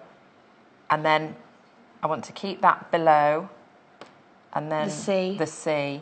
And then above and below the line, just catching the fabric. You can see the C there, and that's where I'm pulling. So the needle's going underneath the line stitch. And then I've created that C, and I'm going above that, so I'm going inside that loop of the C. That, yeah, I've got you. So is this going to be hard on the curve? Obviously, we're doing this on a P. Or you just are you twisting the hoop as I'm you just go? moving the hoop as I go and holding that thread. So if you were doing something that had a lot of curves, you might want your knots to go closer together. And you can see there, my tension wasn't very good because I wasn't concentrating, and I've got a big gap. You don't really want that. You want to be conscious of holding this thread and keeping it to the line and to the fabric, so you don't end up with a loop. So it's about guiding that fabric around the line. I mean, the thread around the line where you want it to sit. Where you want it to sit, exactly. Yeah, and then creating that C and keeping it underneath the needle there, and pulling it through. Okay. And you just keep going around like that, and you've created this. Really, I think it's really fun. Yeah, I like that one. Texture. And then so as I was saying, if you wanted to do the knots close together, I'm just doing a stitch so I can come up. You would just do like a French knot or a... So you wouldn't choose to use this colonial knot, no. So a French knot, there are instructions in here with the templates. Here. So you get this in your pack with the cards. So you've got... It's got 30 cards and these instructions on a couple of different stitches as well as your template. So French knots, which I think Lucy was just about to show us. Yeah, I can demonstrate it very quickly. Okay. So you've come up from underneath, and you want to hold the thread between, well, I do it finger and thumb. You can hold it whichever finger you like. But hold that quite taut. And then using your needle, you're going to wrap the thread around the needle. Now, how many times you wrap the thread is how big your knot's going to be. So I normally do sort of 2, but if you do 3, you're going to end up with a bigger knot. Bigger knot. Any more than that, it starts to look a little bit clumsy. So I've just wrapped it around the needle like that, and then I'm going to go back in where I came out from, and then keep hold of that other thread and pull your needle through. It helps when you're doing knots if you have a needle like a milliner's needle where the shaft of the needle is all the same size. Okay. Because some embroidery, got myself in a twist there, some embroidery threads, the edge of the needle comes out slightly, and that makes it harder to go through the fabric. But you can see there. It's almost like a little rose, isn't it? It is. Yeah. It's because of the colour of the thread Yeah, as well probably. for doing the knot. But you can see there, and because I went round 3 times, it's slightly larger. But if I wanted to have all knots together, Like a dotted edge, you would go for that rather than the coral. and then you wouldn't have the stitches in between. And there's a colonial knot as well that you could do, which is slightly different. But I love adding texture with embroidery and as different well. I think it's depths really and structures. nice. And Yeah. so the Kaffe Fassett's actually been, and the blue Kaffe Fassett's been popular in this hour. You can see this in the card here. So it's about putting it in that window. So you've got the oval card, and where you add that colour, then you can stitch on top of it. So that's your blue Kaffe Fassett that you can see on your screen there. So that's a charm pack. So you're getting 30 different pieces in there. A great way to add some Kaffe into your collection. That's the blue one. So you've got really bright, some retro designs, some floral prints. Lots of people buying those. You've also got another Kaffe Fassett in the blue here, the card. Oh, the sewing quarter card. We've not shown this one. This is another one that Lucy had done, specifically for us at Sewing Quarter. And this is another Kaffe Fassett in the blue. So you can see how some of the less busy prints also work really well. That's your polka dot. And we were saying you get 30 cards in the pack, and there are 30 different fabrics in that charm pack. So whether it was the blue or the red, would work really well. And that's that other font, which is more of The curly whirly. The curly whirly one. This And that's one. not, you don't need to fill that in. So if you did want something that was very quick, if you wanted to You're just stitch following. something quickly, you're just following the line. And even just a simple back stitch, which I did on the T for tar, or using a stem stitch like that, just gives a nice fluidy. Yeah, it just has a different feel to it, doesn't it? It does, yeah. And it depends, what you're putting together. So Yes. you've got 2 options with the card. You've got your white or your ivory. In the ivory, you've got the slightly bigger card with the big rectangle, a smaller rectangle and an oval. In the white, you've got a big rectangle, a small square and an oval. So 2 different selections depending which one you prefer. And then obviously your Kaffe Fassett in your red and your blue. Oh, thank you very much, Lucy. Thank Teaching you, me a few thanks, sewing Amy. lessons, some embroidery lessons. And we're back again in just 3 minutes, so don't go anywhere. Follow us on Instagram. Search for our Sewing Quarter page and follow us to get our latest posts.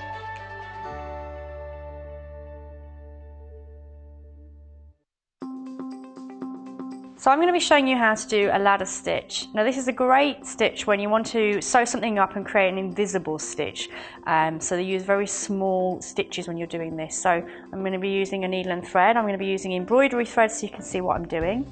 And first of all, I'm just going to use the example of something like a pincushion, but I need to bring these 2 edges together using the invisible stitch, which is known as the ladder stitch.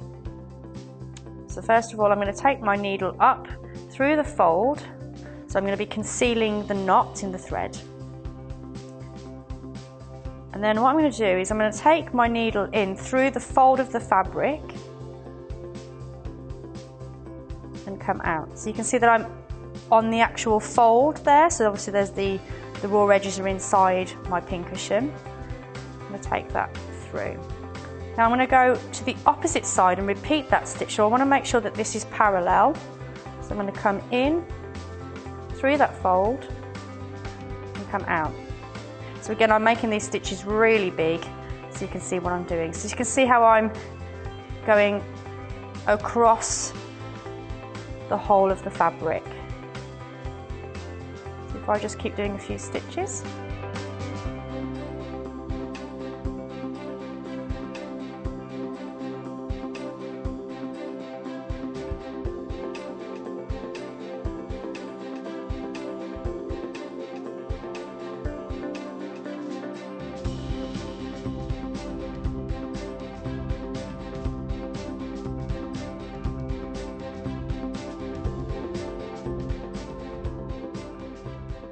So as you can see, we have the ladder stitch there going across the two pieces of fabric. So when I pull my thread, you can see that almost makes those stitches invisible.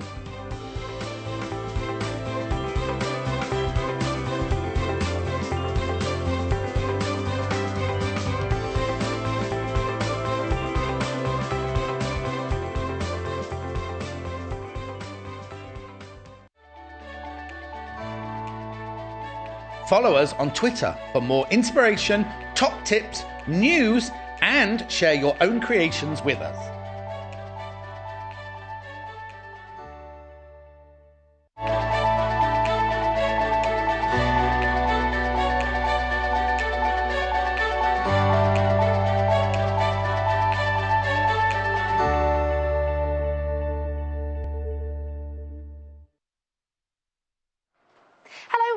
To our last hour here at Sewing Quarter this morning. So this is bags of inspiration. So we're talking about bags. Who doesn't love a bag? I'm definitely a fan. My favourite thing about bags are pockets. I like having lots of different areas and compartments to store lots of bits and pieces. And I am quite known for doing a changeover of bags. So if I want to use one and I've got too many at home that I want to use, I have to spend my whole life emptying it all out, loading it into the next bag. They're great. I love them. A great way to add a bit of a new accessory to an outfit and to jazz it up a bit. So we're looking at these noodle head patterns in this hour, which are 3 different bag templates, patterns for making bags. We've got a tote, a messenger bag, and a runaround bag. Now, Noodle Head is a company run by a lady called Anna, and she's got 2 young children. One of them has really tight blonde curly hair, and so she was inspired. She used to call her Noodle Head, and that's why they called the company Noodle Head. That's where the inspiration came from, which is quite quirky and fun. It's quite a nice story. And so the Noodle Head is quite big in the blogging world. She has quite a big following online, and these patterns are particularly popular for the bags because their bags are comfortable. They've got great straps and pockets and different sections that you can use. So we've made some of these. I'm going to grab this one to start with. This one here is the 2-for-1 tote. So there are 2 different ways you can change this if you want to adapt it depending on your skill level. So you've got these lovely pockets at the side, which you can see here, and another one there. And then with your lovely long handle that will just sit really comfortably on your arm. I personally like quite a long strap on a bag. I just think it means that I like to keep hold of it. If you're going somewhere and if you haven't got a clasp or a zip on it, it's just keeping that nice and secure. But then inside as well, you've also got lots of room. It's quite a big bag. I don't know if you can see. And the reason this is a 2-for-1 tote is because if you wanted to up the skill level, you can change these pockets to zips. So you can pop different zips on the side to just create that bit of extra security. I'll show you the pattern here. So this is the tote bag. You can see them in 2 different fabrics. So £9.95 for this one from Noodle Head. I'll just show you through what you've got inside. So here's your instructions. So talking you through your cutting instructions. And then as you go through, it talks about the suggested cutting layout and your instructions there for sewing. And you've also got here the pattern. I'll just show you what you get. So you've got that too. So you're cutting out your different panels, your centre panels, your side pockets, all of that there in your pattern. What I particularly like about this bag as well is the curve. You can see here actually in the instructions where you're creating the bottom of the bag. It just makes quite a feminine touch rather than it being an angular corner. Just giving you that smooth curve. So you can see that here more clearly in the bag itself. This would be really great for perhaps if you have a different hobby where you need to take things, whether that or for a child or as a dancing bag or to the library for books and things like that. Just a really nice, it's got a nice wide opening, and then your pockets at the side there for keeping lots of all your bits and pieces. We always have so many things in a bag, whether that's makeup or pens or stationery or cards or a notebook. You always need pockets. So that's the 2-for-1 tote with your nice comfortable strap. And under £10 for that pattern, £9.95. So your item number is KOHN62. So the next bag is, the next one is the Campfire Messenger bag. We don't have this one made up, we haven't done a show on it yet, but that previous one you can actually watch back and see how we made it. So if you want to follow the step-by-step instructions on YouTube, you can. This is the Campfire Messenger bag. So you can see here you've got two little pockets on the front. More strap, again, great for hanging on your shoulder. This would be a good, if you know sometimes when you go out you don't want to take lots of things with you, and if you've got a big bag you fill it up. I don't know about you, it's a bit like Mary Poppins. If I've got a massive handbag I just fill it with loads of things and I end up with, you know, bottles of water and goodness knows what else. If you've got a small bag you can't be labelled as a person to carry things, so this is an option for that. So your Campfire Messenger, you can see on the back here, just hanging down on a slightly longer strap. So you could wear that across your body as well, for that added security if you didn't want to, you know, hold it on your shoulder. So the strap's actually adjustable, so you can change that depending on what you're doing. You've also got slip pockets and a zippered pocket with working with pleats as well to create that depth there in the pocket for holding different things. And you can feature your favourite fabric on the flap of the bag as it comes over. So if perhaps you wanted to work with a plain fabric and then add, so maybe one of those bundles from the, what show was it, 9 o'clock show, the Tanya Whelan, when you had a printed fabric, you could perhaps use that flower vintagey one on the flap of the bag, and then you could use a plain on the actual body itself. So that's the messenger bag. And then our third noodle head pattern, we're spoilt for choice, is the runaround bag, which is actually this one here. Let's just take it off the mannequin so you can see. This is a really simple, sort of a classic bag, I think, where you've got that circular handle there. No pockets on the outside, so just that nice, simple finish. But you have got a fold there, which just gives it that bit of extra pizzazz. This is a very multifunctional bag. Great for just slipping on your shoulder. Inside your pocket, you've got that fabric that matches the binding on the bag itself. So that's zipped away there like that. And you've also got a pocket on the other side where you can just, this has been divided actually into two sections. So you can put a pen in there to stand it up, if you can see very clearly. And then you've got a bigger pocket there for your phone or your purse or something that you just want to get easily accessible. So step-by-step instructions in these noodle head patterns, $9.95. OTHN70 is this for this runaround bag. Again, really comfortable on your shoulder. What I quite like is it's got a slight, a wider shoulder.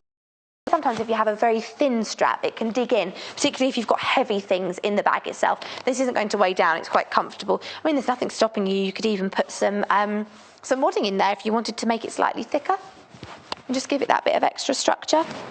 But really comfy. Again, that nice curvy bottom, which is nice and feminine. Gorgeous. Really great. So that's the here.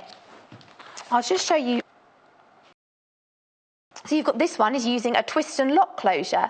So if you want to start using different notions and some different hardwares, you've got that really professional finish there that would be great for the laptop because you've got that security by keeping it in there.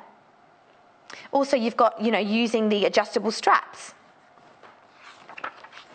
I'll just flick through so you can see the other projects.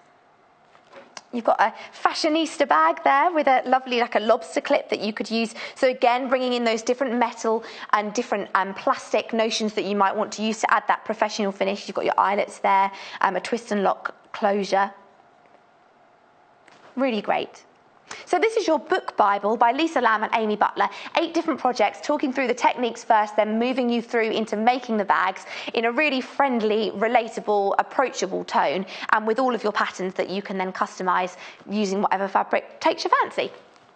So if you're a beginner and you want to get started, you can start at the beginning and work through. Maybe if you've got some more advanced skills and you want to look at using some hardware and you want to develop your technique and skill, then you can use some of those more complex projects to insert, bag frames or bag handles. Or maybe you've got the techniques down, you just want to use the patterns and you want some new bag patterns. There are 8 different ones in that pack, $14.95. So your item number is VWSP91 and that's $14.95.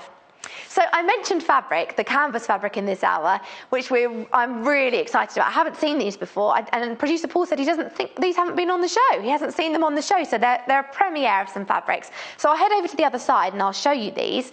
I'll take the patterns with me in case you want to have a look at those. Noodle head patterns. Which pattern is the most popular at the moment? What one's in the lead? It is the tote and the runaround. So the 2 that you've seen, with those slip pockets at the side, 3 different patterns from Noodle Head. But these are the fabrics I was talking about. They're absolutely gorgeous.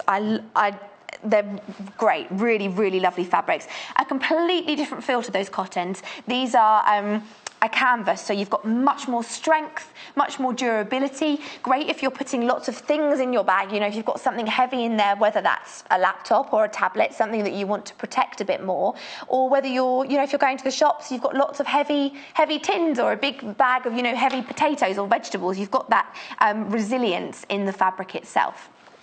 I'm going to start with my favourite one. I really love this. So, we couldn't decide if this is it's called evergreen, so it has sort of a foresty feel to it, but it also looks to me like paint dripping down. I'm going to open it right up just because I love it. So this is being sold, all of these canvases, in half-metre increments. So if you want, these fabrics are being cut to measure for you. So if you want to, say, 1.5 meters, you would order 3 units, so that would be 3 lots of half meters. You'd get that as one big piece of fabric. So this is the evergreen frozen canvas fabric. They're all from Art Gallery. They really have a lovely texture to them, that bit more heavier duty feel. Really lovely, your sort of icy colours there with your teals, your aquas, your whites working really beautifully. These would be great for curtains or blinds, something around the house, something durable. Even, a duvet cover or your cushions.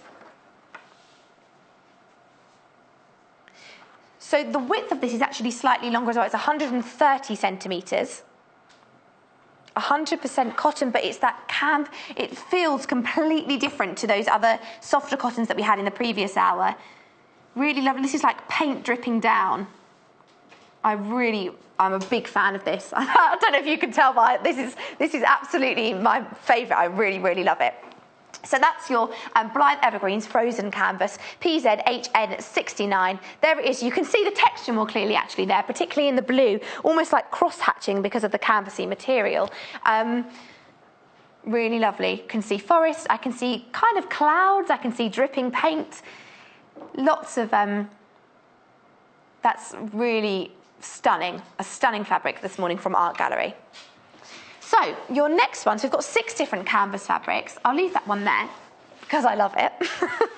So we've got another blue. This is sort of a steely grey, but with or a blue, a bluey grey. That's what I'd have to go for. I think it says here. So this one here, you've got a lovely sort of a buttermilky clotted cream. Almost like an Aztec print there. If I open it up, you can see a little bit more. $8.95 again per half metre. This is the Observer Overshot Haze canvas fabric. But again, you can see that texture. You can almost see the lines running through it. So perfect for bag making because you've just got that extra, the extra strength in that, more than just that durability. You feel like you've got something that's really, really going to last and stand the test of time. That's the thing as well, if you've spent a lot of time, you know, if you've invested in a pattern, say a noodlehead pattern, and you're investing in the time in making a bag, you do want something that can last. You want something that isn't going to, you know, end up all grubby or, you know, dirty or not quite holding everything in place. And these canvas fabrics are perfect for that because you've got the strength, you've got the durability. And also, you're not compromising on design or pattern in any way at all. You know, these are really beautiful fabrics and designs. That Aztec print there. So, if the sort of lighter colours and that Aztec-y print and or the dripping paint aren't your thing, maybe you're more into a floral, then you've got this lovely feminine canvas print here on a navy. This is a statement, bold print here. Look lovely in a bag.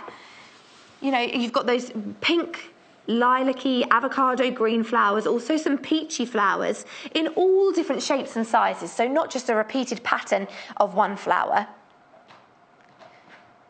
It's a very artistic design. You could also, you know, if you even want to fussy cut some of these and embroider them onto things, then you could. A sketchbook ink outburst. You can see that outburst actually and how that ink has exploded all over your fabric there. If I open it out, you can see that selection of flowers. And you can see here on the selvage, all of your colours are marked. So you've got your navy, you've got a slightly, that lighter blue, you've got a pink, a darker blue, an avocado green, a peach, and then more of a very pale green there, moving, you know, in your paisleys. Really lovely. Just a quick warning about the Bag Making Bible. We're already running low on stock. That's been popular in this hour. I think because you've got those patterns in there, 8 different patterns within the book itself. Really great value if you're looking for a project. Talking you through the project, and then also at the end of every chapter, you've got. There's only a few left. If it is in your basket, just make sure, if you want it to be guaranteed that you've got it, make sure you check out QMHN97. Oh, that's for your fabric. That's the code for your fabric, but the graphic for the book will just be, that will pop up on your screens in a second. So this is your floral in the canvas. Again, if you want to make this, I always think florals are very feminine, lovely for a nice girly bag for the summer. But also because it's on that navy background, it would go really well with you know, most outfits. There's nothing really that would clash with this colour palette. I particularly like that flower. I think that's really unusual. Really unusual design and sort of the texture in the print. Lovely for a bag. Really nice. So your next one, let me just fold these up. We've got another floral as well. So we'll just fold some of these back up. Your next floral, I love that I'm just keeping my favourite one just completely laid out like a table runner, but I love it. Your next floral is this one, which is on more of a teal, actually, a teal background with a completely different colour palette. You've got mustards coming in this one and magentas. This one is called, what's it called? Garden Dream Moment. So you've got flowers, but you've also got some lovely petals and stems coming through. Again, that canvas. You can see the texture. On your screens there, that almost looks like a denim, but it's a dark teal in the canvas, giving you that strength and durability. Slightly thicker, well, definitely thicker than your other cottons. And you can see here on the selvage, if I just wiggle that up, you've got all your different colours there marked, which is lovely if you want to team it with some solids. Maybe if you want to, for a pocket, if you want to do the lining of a pocket in a solid, then you could pick something up off that selvage and match that in. So this is the Garden Dreamer Moment in Time Dim Canvas fabric. That was a mouthful. By Art Gallery. If you don't know, these all of our fabrics that are cut to measure, these are cut off the bolt for you. So if you want in half-metre increments, if you wanted 3 units would be 1.5 meters. If you wanted 3 meters, that would be 6 units. And once you buy cut to measure fabric, it's delivered to you in a lovely, I don't know if we've got one here actually, the sewing quarter box with really nice packaging and tissue paper and a sticker. It's just a nice delivery. So your next one, let's move that one to this side. This one is kind of, the colours, these work really well together. This is almost like a brick. Let's open it up a bit more. Really interesting names in this collection from Art Gallery. So this is, you've got like a duck egg blue on a background of cream, almost a cappuccino sort of colour. And then a brighter, an aqua and a darker teal blue there. Where is that other fabric? I'm just going to bring that in. These work really well together, actually. You can see, I think because of that matching fabric on the Aztec print and then on the foundation of that canvas. Really nice. And that's not so, it's, although you've got those sort of bricks going through, it's not too busy. You know, it's because it's a repeated print, you've got those different rectangular shapes that have got curves in them as well. It's not completely angular, it's not geometric in terms of sharp angles, it's slightly softer. I tell you what this would be perfect for, a beach bag. I think it's got a really beachy feel to it because that colour there is almost a sand colour, and then you've got your sea colours and your blues coming through. Lovely. Oh, and it's called Sandbar, so Sandbar Lagoon, Coastline Sandbar Lagoon canvas. So yeah, great for a beach bag. And there are 8 different bags in that Bible, so I'm sure there's something that would take your fancy. One last fabric. This one is more of a pink, again in the canvas. So we've got 1, 2, 3, 4, 5, 6 different canvases in this hour.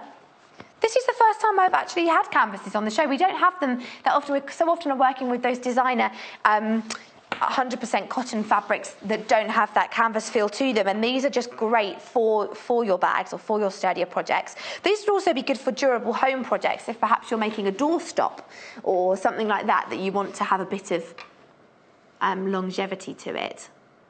So this is the Chalk and Paint Angular Strings Glazed Canvas fabric.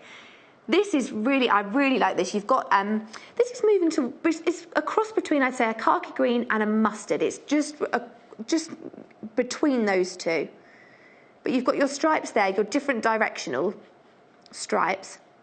And because of the texture of the canvas fabric, these almost look stitched, some of these lines. If you go in really close, you can see that there are completely straight lines. If I move up onto one of these, you'll see more clearly. These are completely straight, and some of them are slightly more stitched. It has a natural feel to it. And then with your white squares around the edges.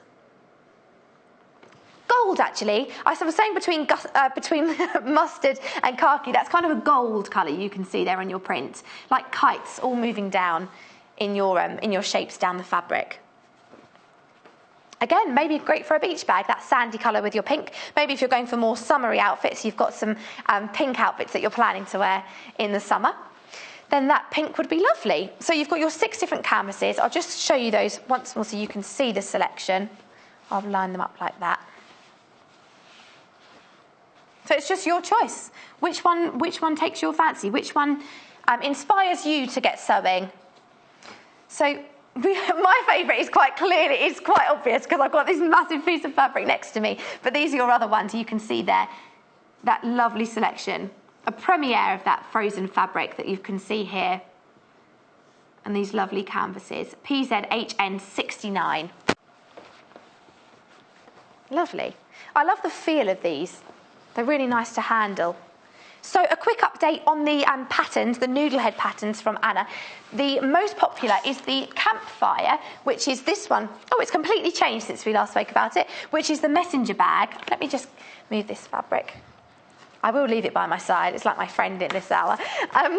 This is your messenger bag that we were talking about. I think it was Sonia that messaged in and said that she would use this for dog walking because you've got that long handle that you can just hang either across your body or over your shoulder.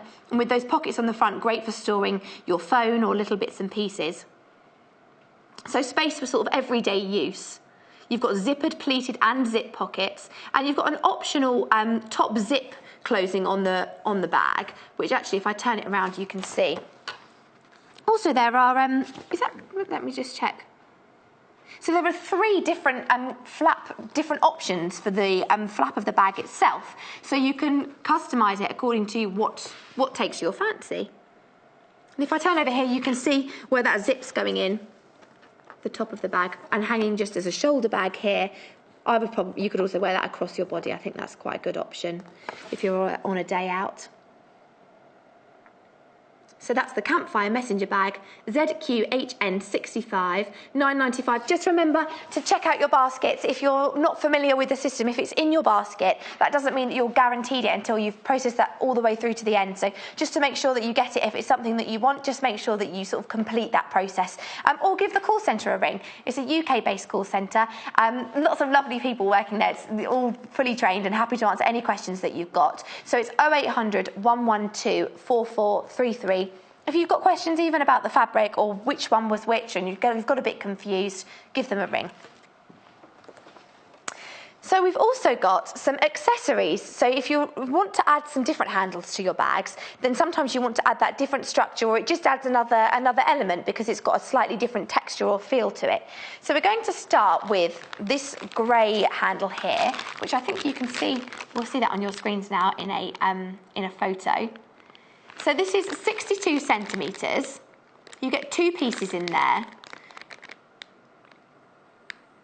It's a great way of, if you don't want to make the handles or you want something, you know, rather than your fabric. Oh, colour-wise, this works really well. That grey. So 2 handles in there, that sort of woven, plaited look. And I just think it gives you a really professional finish. It makes it look like something, you know, that you would buy in the shops. This grey also would go really well with, I can't help but start matching things up in my head, with this one, with your Aztec-y print. I don't know if you can see here. But you've got that grey woven handle with the canvas fabric. If I just lift that. Those match really, really beautifully. And that wooden hoop on the end there as well. So you've got 2 straps. You can attach one to either side of the bag. It's not just one overall strap to go on your shoulder. You've got 2. So that's £15.95. We've got another colour option, which is this one, which is more of a sort of a natural feel to this, in a goldy, neutral beige. Again, lovely with those sand tones that are coming through. Perfect for a beach bag. Really lovely for a beach bag. And I think that plaited feel is just quite summery anyway. If you wear, you know, like plaits in your hair in the summer, French plaits are quite popular, aren't they? So again, you get 2 handles in there with your wooden section here for attaching to the bag. And in that book Bible, they're talking you through your handles, how you would attach them, all of those things. So if you're unsure how to add that professional touch and finish, then the Bible will tell you all about that. So £15.95. And if you're not confident with making handles, or you want something with, you know, just a little bit more strength, then this is a good option. One other colour option, we've also got, this is a navy blue, with, again, that brown wooden hoop on it there. So if we just see here, you can see, let's have a look. Again, that would work. Where's the that navy fabric with the print? This one would work really well with that, where you've got your navy flowers and the navy strap. Those colours working really well together. You can see actually even on the selvage that those colours, that navy strap there with the plaiting. Really nice. So yeah, just with handles, you know, it's just a way of giving you that overall finished product that looks like something that you might have seen in a shop. And, you know, it's not something you can make, you couldn't make this yourself easily at all. You know, it's not, it's giving you that professional finish, slightly more strength. If you're working with a canvas, then you've also got, durability in sort of 2 options, both in the handle and in the bag itself. So a couple of other handles I'll just show you through, we'll show you in pictures on the screen. So you've got this one here, which is your prim bag handle. This is an artificial leather. So it's got almost a snakeskin type look when you look up close to that black leather. And it's 60 centimetres. The next one, this is more of sort of a rope effect, intertwined, twisted handles. Again, lovely for the beach, slightly finer than those plaited ones that we just saw. £10.95. That's the Madeline handle, VDHN79. And then the next one, again, is a slightly different colour choice on that twisted, intertwined ropes. That's the Isabella. Isabella. AGHN57, and that one's £13.95. So lots of different options for adding to your bags. I love bags. Bag hour is just perfect for me. That's just like, and pockets and bags is just fab. So the most popular fabric so far is, what one is it, Producer Paul? Oh, yay! My one's the winner. Please keep it in the lead. Keep getting this one. This is my favourite. So this is your evergreen, but also I think this has sort of a frozen sort of feel to it. In those really beautiful, that gradient of blue moving through from your teals, your lighter greens into your whites. Such a lovely summery feel to it. Again, would work really well with this handle, this grey handle there. Or the navy, actually, if you wanted to go slightly darker. You can see how that changes it. Or maybe if you're not using it, you might not be using it for a bag. You might be using it for something else, for something around the house, maybe for a cushion. This would be lovely in a conservatory or something like that. I think those textured fabrics sort of have almost a slightly more outdoorsy feel to them than those completely regular cottons. So this is £8.95 per half metre, PZHN69. I think I just heard in my ear something sold out. What's sold out? Oh, the Bible sold out. Really popular. That was the one that had all your different patterns in it. But we do have some other pattern options for you. So if we want to look at those, these are from Noodlehead, named after the designer's daughter, Anna's daughter, who has really tight blonde curly hair. So the tote one is your first one. I'm going to grab the bag, actually. I'll be 2 seconds. Let me grab. So this tote bag has got some different pockets in it, and there's an option to scale up the complexity if you want to put a zip in the pocket. So this is the tote, the 2-for-1 tote, really with that circular. This would be perfect as maybe a ballet bag, as a book bag. Maybe if you go to an aerobics class or the gym and you need to take your water and maybe a towel or something with you. It's multifunctional, lots of different uses. And you can see those pockets there. It's lovely to have the different fabric sort of peeping through in your pocket. And lots of room inside too. There you can see. So you can personalise that. You could also, if you wanted to, you could add a magnetic clasp there just to give that extra closing. That would look really beautiful actually in, where's the, this one. That would look really nice, this pinky one with your gold. Really, this one's also been very popular this hour. Really lovely. So that's the chalk and paint angular strings glazed canvas. That's the one on the bottom of your screens just there. So that's £8.95 per half metre. A really summery feel to that. So the pattern, let's just see if it says how much fabric we need. So requirements are based on, it says half a yard. I think it's 2 yards. It's telling us in yards. Yes, it is. And then the magnetic snap is optional. If you wanted to pop that button in the top, then you could. And then also it uses a fusible interfacing in this bag too. So 2 yards is 1.8 metres, so you'd need 2 metres of fabric. If you're buying a canvas, that would be 4 units, so maybe in that lovely chalky one or the frozen one. That's your 2-for-1 tote. Then another bag that we've got, this is the one we've got here, doing a bit of juggling. This is the runaround bag, perfect for running around. So this is just an everyday bag. You can see here you've got that lovely extra detail in the fold.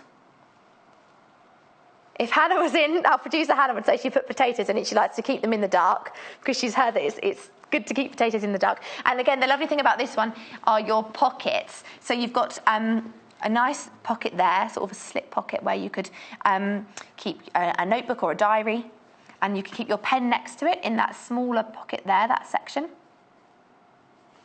Or your phone. Under £10 for the pattern is great. And also if you want to inject a bit of, there's a zip pocket in here as well. Again, great for another skill. You're using another skill there, and you've got a different fabric inside just peeping through, which you can see. So from here, it's hidden with your plain, and then you can just inject some colour there. OTHN70, that's £9.95 again for that pattern. That's your runaround bag. Oh, you could do a patch patchwork bag. If you saw maybe some of our earlier bundles, maybe the ones from the 9 o'clock show with the Tanya Whelan, that would be really lovely. Those where you've got the polka dots and the solids mixed in, that would, because you could use the solids for the inside of the bag, and then you could use patchwork, the patterned and the polka dot on the front and with your binding. Lovely. So that's the runaround. And then the most popular, still, is the messenger campfire bag, which we don't actually have to show you, and we haven't made that one yet on the show. I'm sure we will at some point.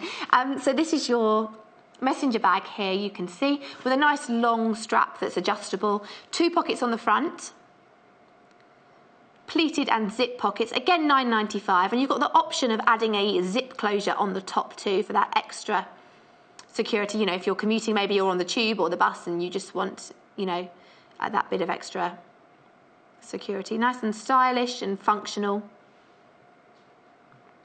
It's almost like a little satchel, isn't it? Like a school satchel. You could use that for school or for work. And you've got there, you can see it on a person, which sometimes is really helpful just to visualise, and sort of get an idea of the actual size itself. ZQHN65. That's the messenger bag. So add that to add the bag to your basket. That's how we're all about bags this morning. So we've also got, you might be able to see on the table, we've got a couple of different let's grab these here. They're going to the heart one first. These are bag fastenings, so they're adding hardware to your bag in a closure, in a frame, so for the top of a bag. This would be, this one's called Heidi. So you can see here, you've got that metal, gold sort of metal finish, and you've got some real detail pattern here on here. It's not just plain, you've got some detail. So it's 15 centimetres by 6.5 centimetres. Then you've got, I can probably do it through here, you've got a metal, I might be able to do it through the plastic, but you've got a metal decorative sort of fastening there, which you can attach to the bag. Perfect for, a small clutch bag. Maybe if you've got a wedding or an event and you just want to have your essentials with you, your lipstick. You just need, or for a little makeup bag or a purse. These are perfect, and also giving you that extra, that shape, and giving you the structure, because that's obviously going to hold the shape of the bag itself in place. The next one we've got is called Julia. I've got a family of friends with me today. Heidi, Julia. Is Julia? No, Julia is this one. I believe. Let me just check. Oh no. It's this one, this tiny little one, perfect for a purse. So this is sort of a classic purse fastening there. So you've got your 2 little circle clasps there on top. Nice sort of an elegant, sturdy metal with that bit of sheen and sparkle. And that's 7.5 centimetres by 4 centimetres. This is the Julia BZHN20.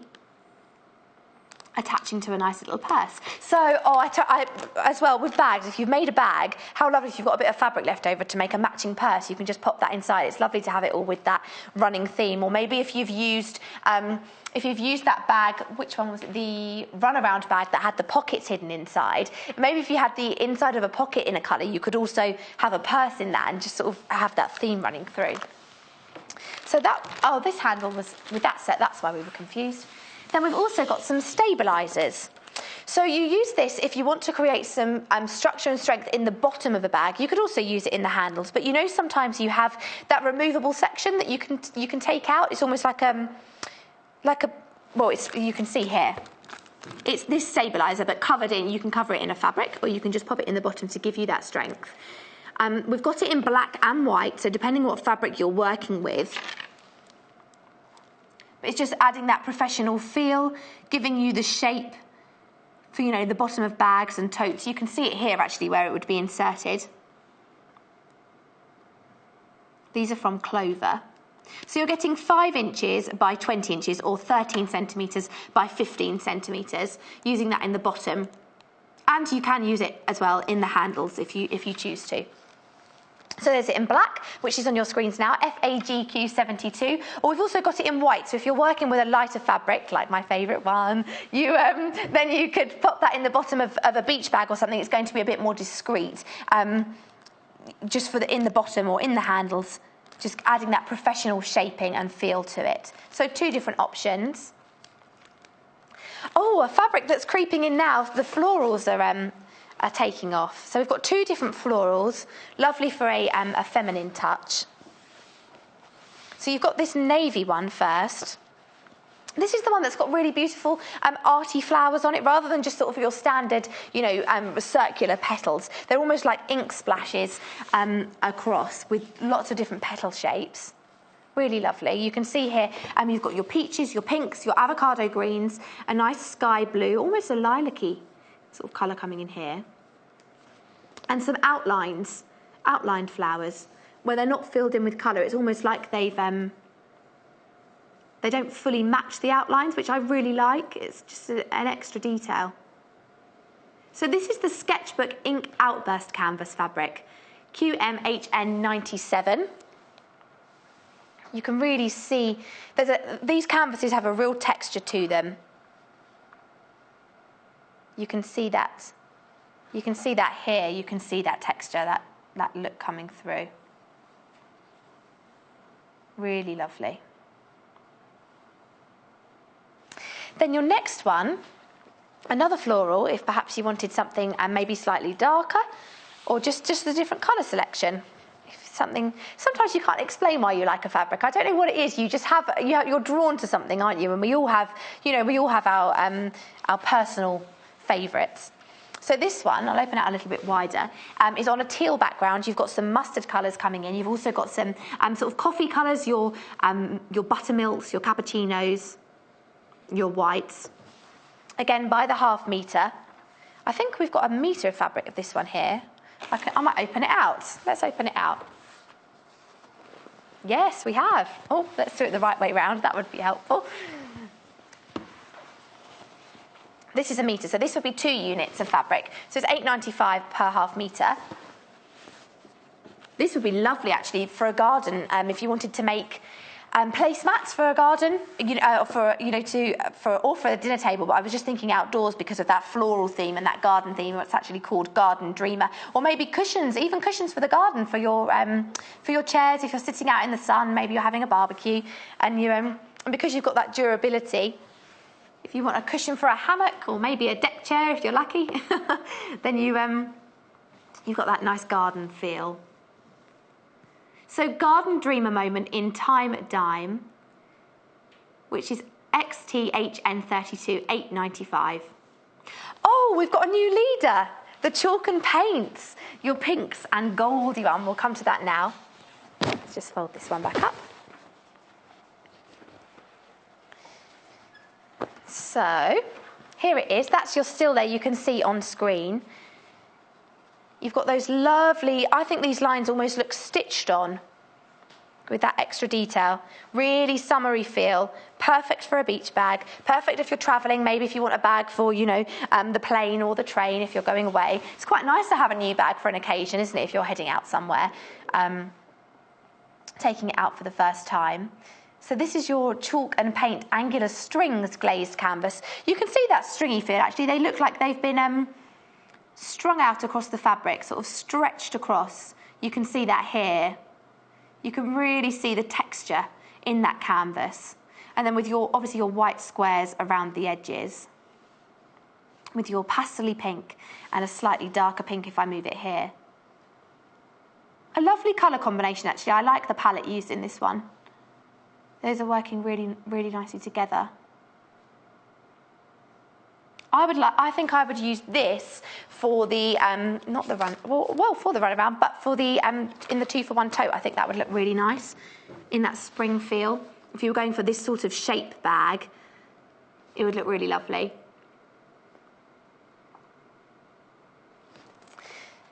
So this is the most popular one at the moment, the one you can see on your screens.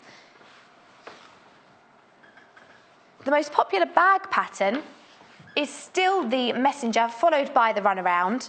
So there are three different bag patterns from Noodlehead.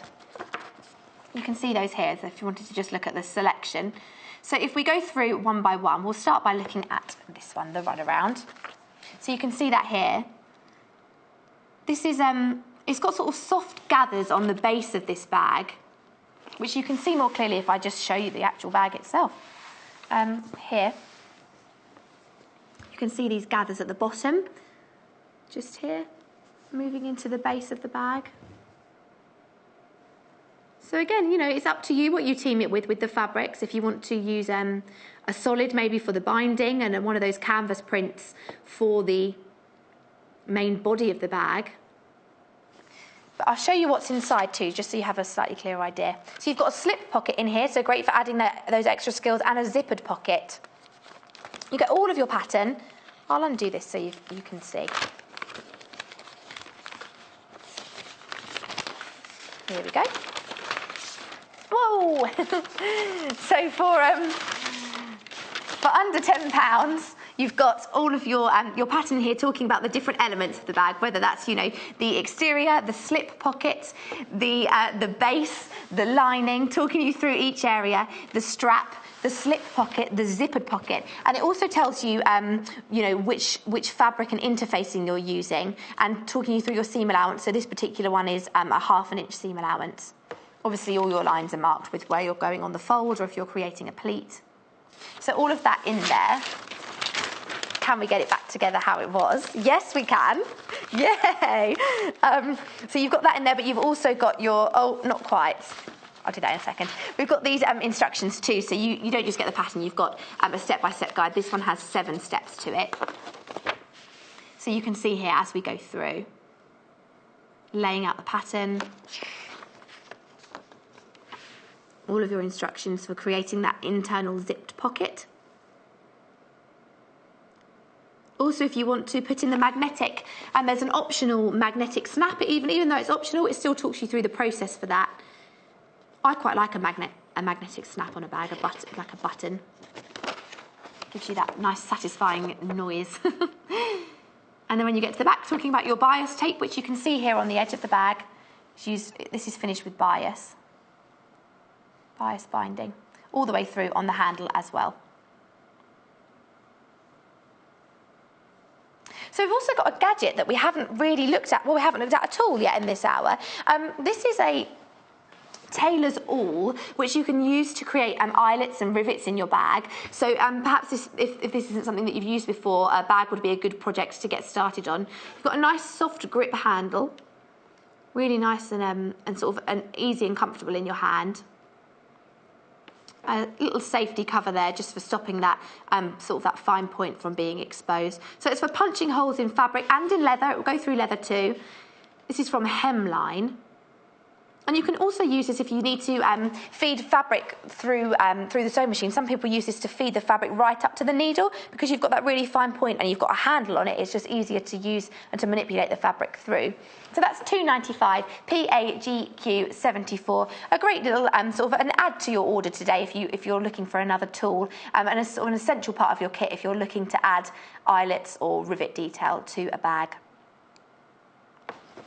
So we've had so many different things in this hour, looking at all our different bags, our handles, some of our fastenings and clasps for things like pockets. We've given you bags of inspiration with the patterns themselves and the fabrics. Do we want to look at the fabric? What would we like to look at? The fabrics. We had a bag Bible which actually sold out, which was super popular. We'll look at the fabric. My favourite one again, we'll start with this one. So this is your evergreen frozen canvas, with almost like dripping paints through that one there. Really lovely. It's like an Arctic sort of feel to it almost. You could imagine that, you know, with an Eskimo and an igloo. I think it's the colours. The selvage is quite cool actually as well. You've got some like detail and information on there. If I move that, you can see. So you can see where all of your colours here, you can match those if you wanted to team them with some solids. So you've got that one. We haven't looked at this one for a little while. So this is your, this is like a brick print. So this is like a sand background, and then you've got your tealy and aquamarine darker blues there. Again, lovely for a beach bag. Those bricks all sort of through the fabric. Coastline Sandbar Lagoon canvas. That sounds like a nice place to be, doesn't it? A Sandbar Lagoon by Art Gallery. YIHN06, and that's £8.95 again for a ½ metre. All your colours on your selvage. If you're looking for a handle, I think the grey would work really well with this one. if you see here, you can see that it works really well with this one. If I show you, you can see that grey there, working with that colour palette really nicely. And again with this one too, teaming up well with the bricks. We're just trying to sort of help your decisions. Maybe if you're making a bag and you're not sure if you want to add that extra handle or something, you know, the colour-wise, maybe you need the inspiration for that. Hopefully we can help you do that. If you've bought a bag pattern in this hour, or you bought the Bible, and you let us know what bag took your fancy, what are you going to make? So this handle would also work really well with the chalk stripes with your pink. I think grey works well with pink. That's sort of quite a classic combination. The grey actually works really well with all of these. This one here, again, is a great match. But if you want to go for more, I think this one would work well with that, actually. There, that's the combination we're talking about. This handle would work really well with both of these, your pink and your sort of Aztec-y one. It completely changes it when you change the handle. That beige, sort of natural colour in that plaited strap, very summery feel. You can see that sort of woven feel to it. So that's the Prim bag handles, beet beige, and then you get two pieces in there, so you can obviously attach one to either side of the bag, I don't know if you can see. So you've got two with your wooden handle on the end. And that's 62 centimetres. So the other one that was quite popular is this little purse. This little purse fastening. So just adding some hardware to your fabric. So if you've got the fabric and you're making the bag, why not make the purse to go with it? Go for the full set. Lots of people just adding this to their basket today, maybe as a little treat to yourself on a Friday as we head into the weekend. $3.95, 7.5 centimetres by 4 centimetres. Work really well with, you know, if you wanted to make a purse out of one of these fabrics, you can start to see how they would work really well together. So let's have a look what's coming up on tomorrow's shows. So let's see, at 8 o'clock, we've got a dressmaking hour. Then at 9 o'clock, John's in tomorrow, the lovely John Scott. You've got John's Fabric Finds. So it's a seasonal designer wardrobe. That's the sort of whole theme of tomorrow's show. Then at 10 o'clock, we've got a tea dress.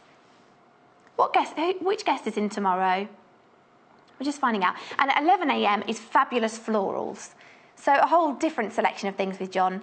A lovely show, I'm sure. So today's show's been all about bags, looking at those beautiful canvases that I've absolutely loved. If you want to watch back and see on YouTube some of the fabrics or some of the handle options, you can add those fastenings to your bags. And the noodle head patterns in 3 different options if you want a new bag to, you know, spice up your wardrobe. So I'll see you again soon, and thank you for joining us. Sewing Quarter is at the very heart of sewing as we bring you all things sewing and quilting. The team behind us live and breathe sewing day to day.